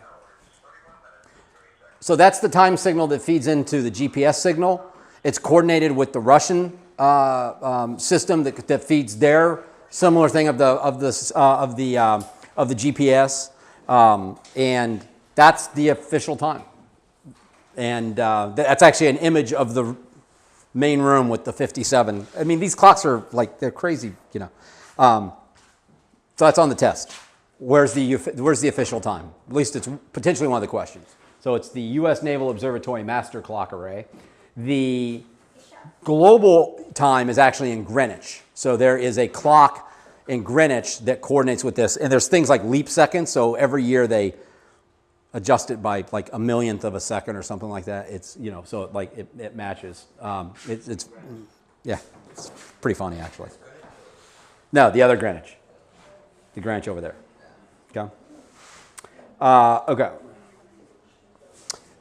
This is also on the test, so I'm going to mention it very quickly. Okay? So this was a good exercise because this does set the basis for when we measured this angle up to the sun in this example. It has a name. It's called declination. And by the way, how far it is to its meridian above us is called GHA or Greenwich Hour Angle. That's all I'm going to say about it. You'll see if that book that I passed around, you'll see these things. Just remember that there's a secondary sphere.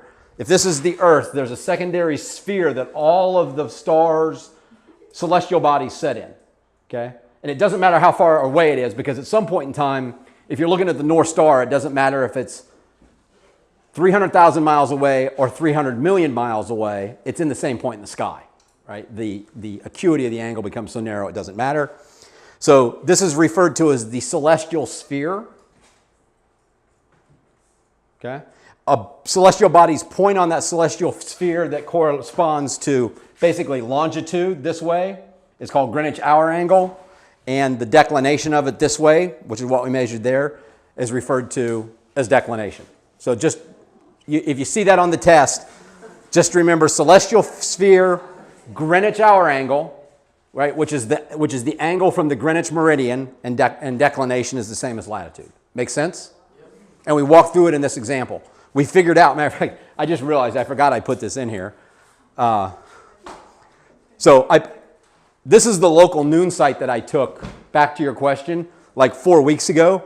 This is the exact time of the local noon site that I took. So here's the example that I worked out for here at Riverside. That's the time that I got, and this is what I calculated out as the longitude here. So I kind of walked you through that over here. I forgot that I put that in there as an example. So, okay. You with me? Any questions on Greenwich Hour Angle, declination?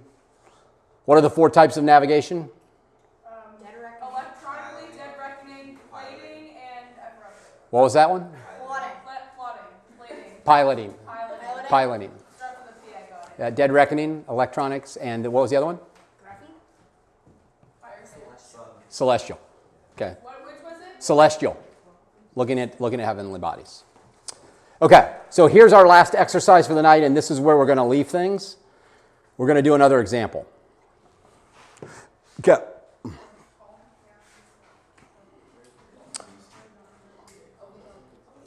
need my glasses. Anybody see my glasses? Here are my glasses.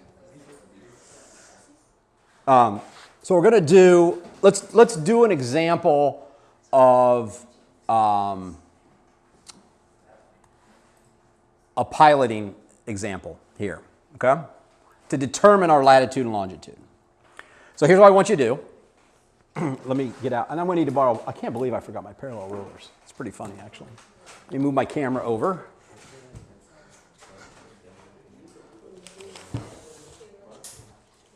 Okay.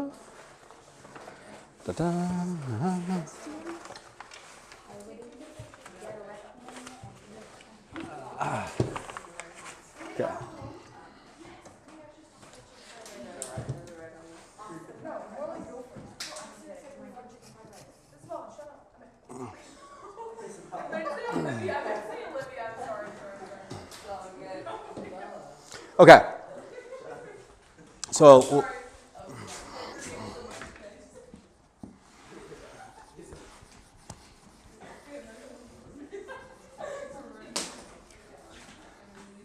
So you're doing a long distance sailboat race. You've been sleeping off watch. You come up. Your partner navigator from the other watch is completely lost and confused. They're seasick. They're vomiting left and right. They can't figure anything out. And they're like, okay, we need you to figure out where we are.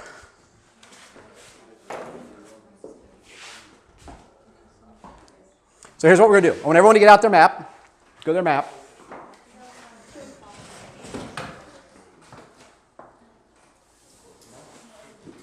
And our goal here is to figure out the latitude and longitude of a point. Okay? I'll give everyone a chance to do it, and then we'll work through it together. So you've woken up. You're in the middle of the sound. You look around. You have one of these. Anybody know what these are? Compass. Oh, you look into us. Yeah, it's got a specific name. You can pass these around. Phonographer? What kind of compass? Digital compass. So when you look in with your eye. Yeah. Can I get some water? Yeah, sure, of course. It's called a hand-bearing compass. So it's called a hand-bearing compass because you can hold it and you can look at something and you can see what the bearing is to it. Okay? So play with it. These are two different types. Actually, neither one of these are my favorite.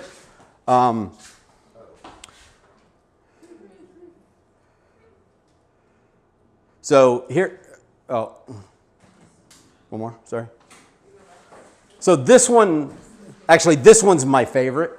That one's cool. That one's digital. It's really cool. I have one of those. It's with my sextant, unfortunately. This is my favorite non-digital one. I actually keep this in my, so when I call tactics, this is the one that I use. It's the one that fits my hand the best and I think is the most accurate on reading. You see these, a lot of boats have these. They're not very accurate. This one's my favorite. The next favorite one is the one that Ben has. You know, this one's okay. But everybody who's a navigator should have at least a hand-bearing compass, one hand-bearing compass with them in case the boat that you're on doesn't have it. Okay? So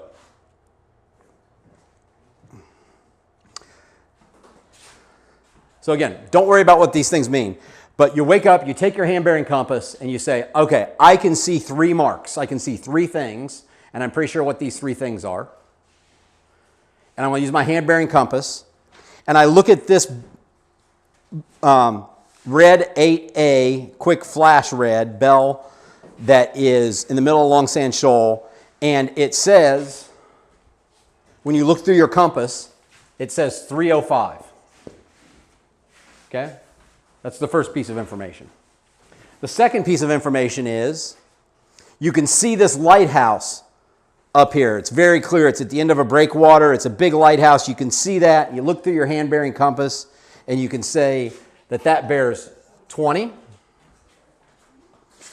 and you look around and you see one more mark, you can see off at the end of Long Sand Shoal, this other mark right there, this red 8.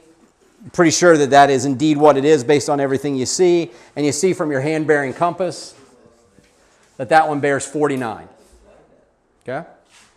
So this is an example of pilotage where these three things dictate lines of position. Okay? You know that you're on a line where this bears 305. You know that you're on a line where the lighthouse bears 20. And you know you're on a line where this bears 49. So these three things are going to intersect in theory at only one point. And the question is, what is your latitude and longitude of that point? Okay? So let me show you before, just since we haven't done it, let me show you one of them so you know how to actually translate. Can I borrow your parallel rulers because I left mine on the boat, unfortunately. Okay? So those, I'll come back to this page if we need it.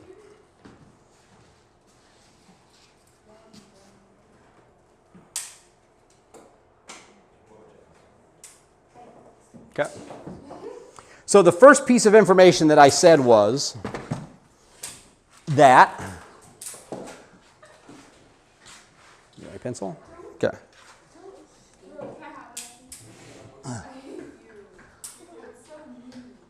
So this, yeah. So this red 8A right here that I just circled, this point right here, we said that that bears 305. So how do we draw a line of position that means 305? Okay. We will talk about let me ask the question. How many people know the difference between magnetic and true? Oh, we did this last year. So raise your hand if you think you know the difference between magnetic and true. Is magnetic the one with like a compass, like a handheld? Yeah. So compasses read magnetic. Okay, so what you look at when you see a compass is magnetic. We will explain. From the outside and magnetic from the Correct. On this, true is on the outside and magnetic is on the inner circle. Okay. Say again. Yeah. Yeah. So it's in next week's presentation. But the quick answer of why they're different, just the quick one. So we talked about this. So this is the North Pole, and this is the South Pole. Okay. So you've got this line like this that is a line of longitude that goes through, right? So in theory, a compass would point directly at the North Pole. The problem is the actual physical makeup of the Earth puts the North Pole someplace. If you're looking at the top, so if this is the North Pole and this is the prime meridian, it's actually up here in the north. It's either north of Canada. It's up in the Northwest Pass. So this is like the tip of Canada up here. It's like up there. And it moves around over time.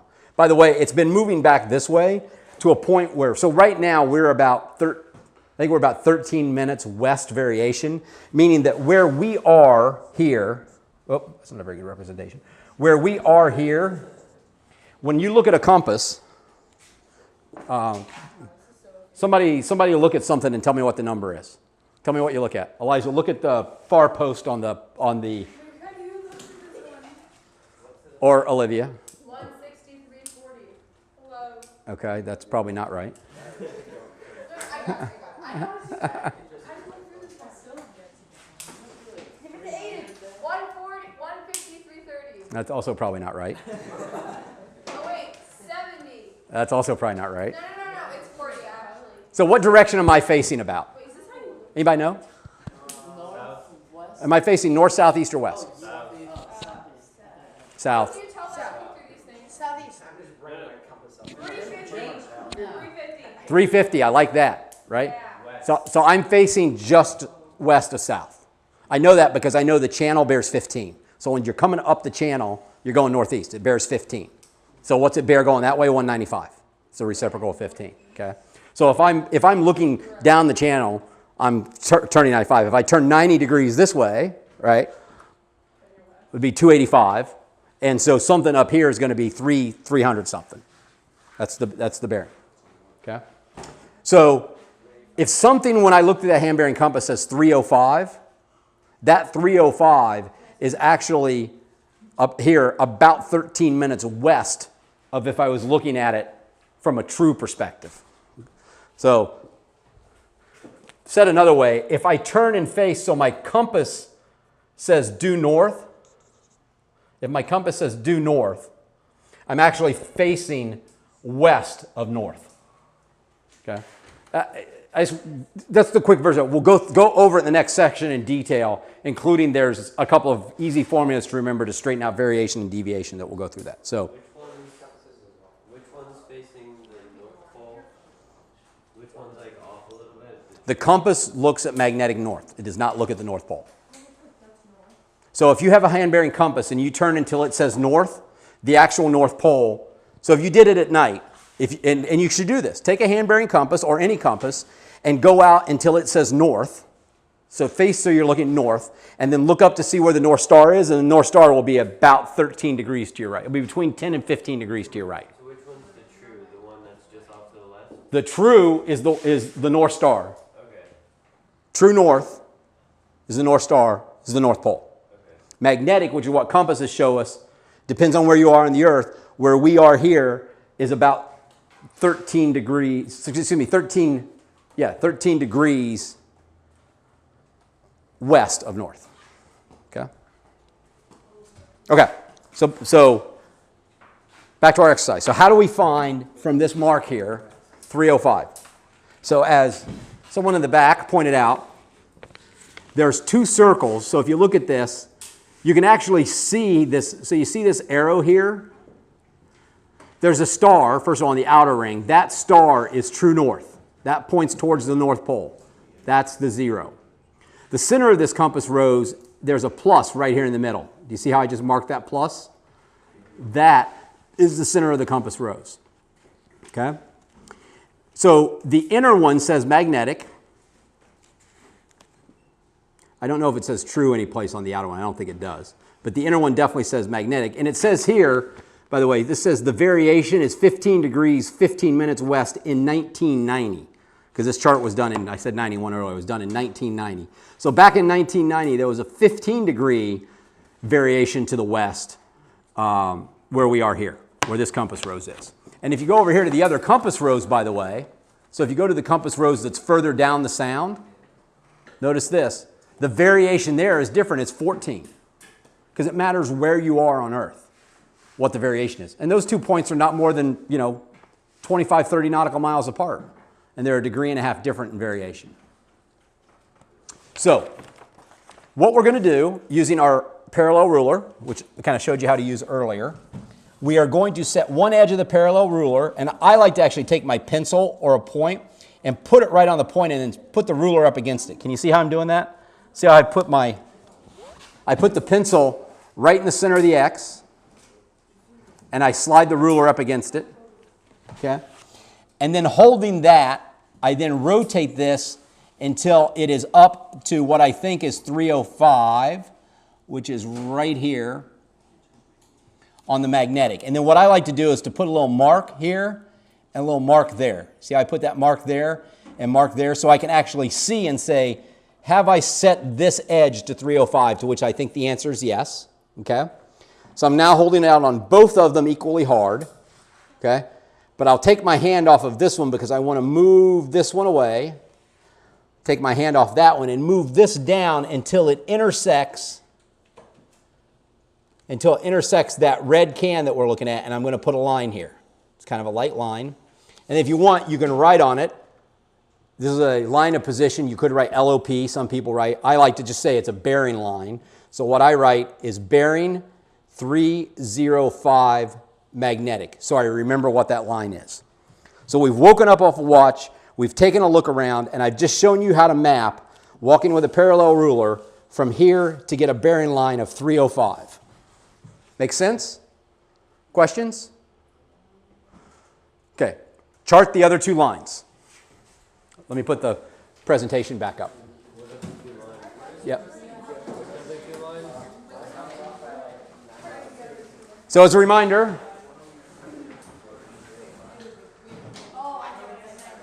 so we just So we just charted the bearing 305 line. Chart from the lighthouse up here, the bearing 20, and from the red can at the end of Long Sand Shoal, B40, bearing of 49.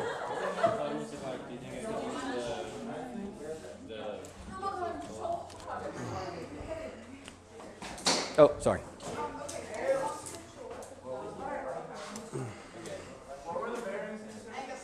So 49 magnetic is the bearing from R8 at the end of Long Sand Shoal. 20 magnetic is the bearing from the, what's it called, the Saybrook light. Yeah, it's the Saybrook breakwater light.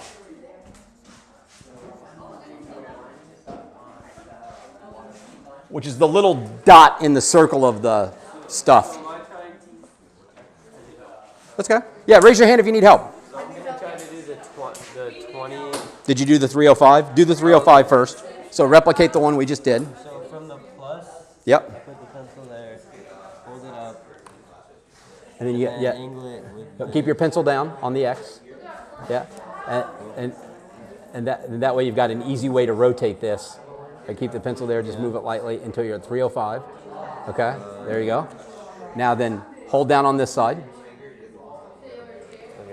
Okay, and move this one down. Okay, now hold on this side and move this one down until you intersect the red. and then just draw a line. And then while holding this one, just draw the line right through that one. Yep. Huh? You done? No, I don't understand. See the little boat in that big slip? Where? Right there. Little mini boat in that big slip. Which one? I don't see it. This one? I don't know. Like a little robot. Here, wait, I need Yeah, let me go. Okay, let me go back here first. They asked first. Say again? Wait, so here's Long Sand Shoal. Okay. Here's Long Sand Shoal. Okay, so we're plotting the two other lines. Yo, so do this one first, because you have. So do this one that we just did together. Okay. So- go like, So oh yeah, sorry. I have to start with your pencil at the X. To the location. Okay. Put that against it. Yep. And then rotate this up until the edge is on 305. What's 305? I don't even see 305. So- it's right. So 300, Like of the. Oh, okay. 305. I see. 305, 310. Oh, I got it. Magnetic, right? It's Yep. right The in other one's here. magnetic. Okay. Yep. There you go. Okay. Draw a line. Nope. Well, not yet, because you have to draw the line through the point. So hold on to this one. Sorry. Hold. That's okay. Don't worry about it. Oh, and then move. Yes. So hold it. Yep. Hold it. Yep. There you go. Now hold on to this one. Okay. And now move this one, the top one down. Move it down. Right to intersect. There you go. Boom. Okay. So now draw the line. Watch out. Holding that one. There you go. From here. Yep. To. That's fine. Doesn't matter how, you know. And then right on it, B305, M for magnetic. And then repeat that same thing off of this mark with 49 degrees and off of that little dot there with 20 degrees. 49. Is it 49 over here? No. 49 is. So same process. So you start with your thing on the X and 49, so that's 0, 30, This is 40. 40, so 49. Oh, I got it. Oh, because this one's the star and this one's the true or something. And then you walk Magnetic. Yeah. And then you draw your. And watch, you might not even have to walk this one. You could just hold this one and look, bring this one down. Yeah. And almost exactly. So draw your line from that one. Yep. There you go. Okay, perfect. And then the other one is 20. So show me how to do 20. Okay, wait. Here's 20. Here's the X. Yep. Wait, that's 20. No, that's right? Yep. 20. Oh yeah. This is 20. Yep. So now I have to. So I'm trying to get where to where? Off of. First, you have to draw the line here. No, you don't have to draw the line in the center. So, oh shoot. Yeah, remember how to. So once you get it lined up on something like this, you have to hold it, and then you walk this one. Okay. Walk this one, and then you can actually. I'm And trying again. to get to this, right? Right, and this is another easy one because you don't have to 'cause it's actually right walk there. it down the chart. You can just walk it And then right this there. one goes like this. So I go like that. Right. Wow. Now those three, if done correctly, should intersect. Right here. Very close. Really close. Really So close. Right at like, what would you call Yeah. that? So you can put a circle around, kind Right of near the dumping ground. yeah. Now find from what we did earlier, find the latitude and longitude of that point. Actually, this is a good way to do this. That's okay. Yes, sir. I feel like I'm brain dead. Okay. So, Aiden said we're trying to find this I thought point, we were which I doing don't it think is this way, right. the way that you just showed me. But then I realized there's magnetic. It's a lighthouse up here. Yeah. So we know. So you've woken up. You're out here someplace in the sound. You've woken up. You see 3 points. You see this point. Yeah. You see this point, and you see this point. Okay. Okay. So this point through your hand-bearing compass bears 305. So what we're going to do is we're going to take over here. I start by putting my pencil right at the square, and I hold it there so I can rotate around it until, boom, this is 305, okay?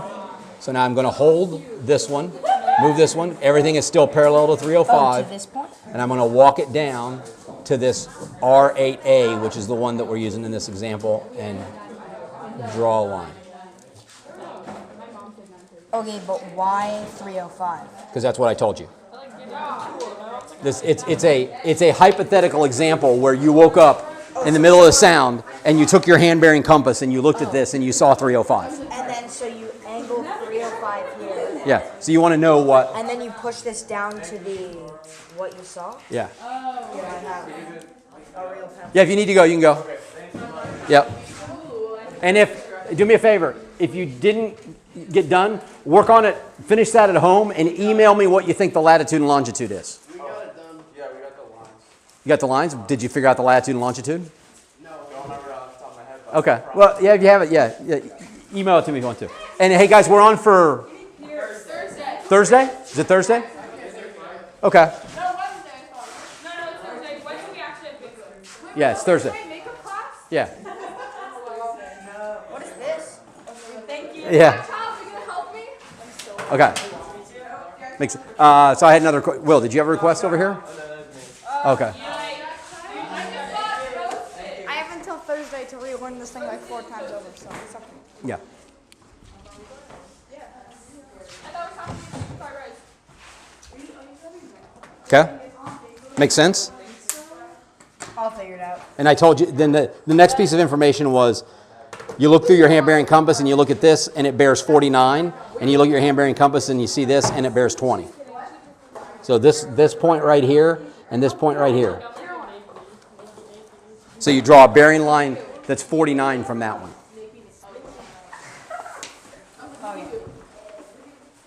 So you find 40. So you find 49 on the compass rose first. 49? It's not like down here? Right. I feel like I'm very stupid. So 49. So you start with, so you put this, so you slide it up against it, right? Yeah. And I hold that there. It's hard for me to do left-handed. That's 50. So that's 49. You're welcome. Okay. And then it actually is very, very close to it. So you just won't. Okay. Oh, and that's the line? And that's the line. Oh, okay. And then the other one's 20. So we're going to do same thing from there to 20. Or isn't that... Yeah. 20's right there, right? That's true. It's magnetic. Magnetic is the inner circle. Oh, okay. Remember, because magnetic points west of true. So that's 30, so that's 20. So you hold this down, and then you're going over to the lighthouse.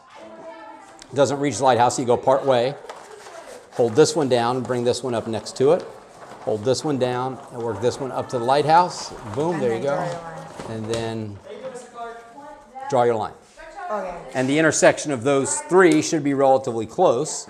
Somewhere in there. You know, so it's somewhere right in there. there. Yeah. Oh,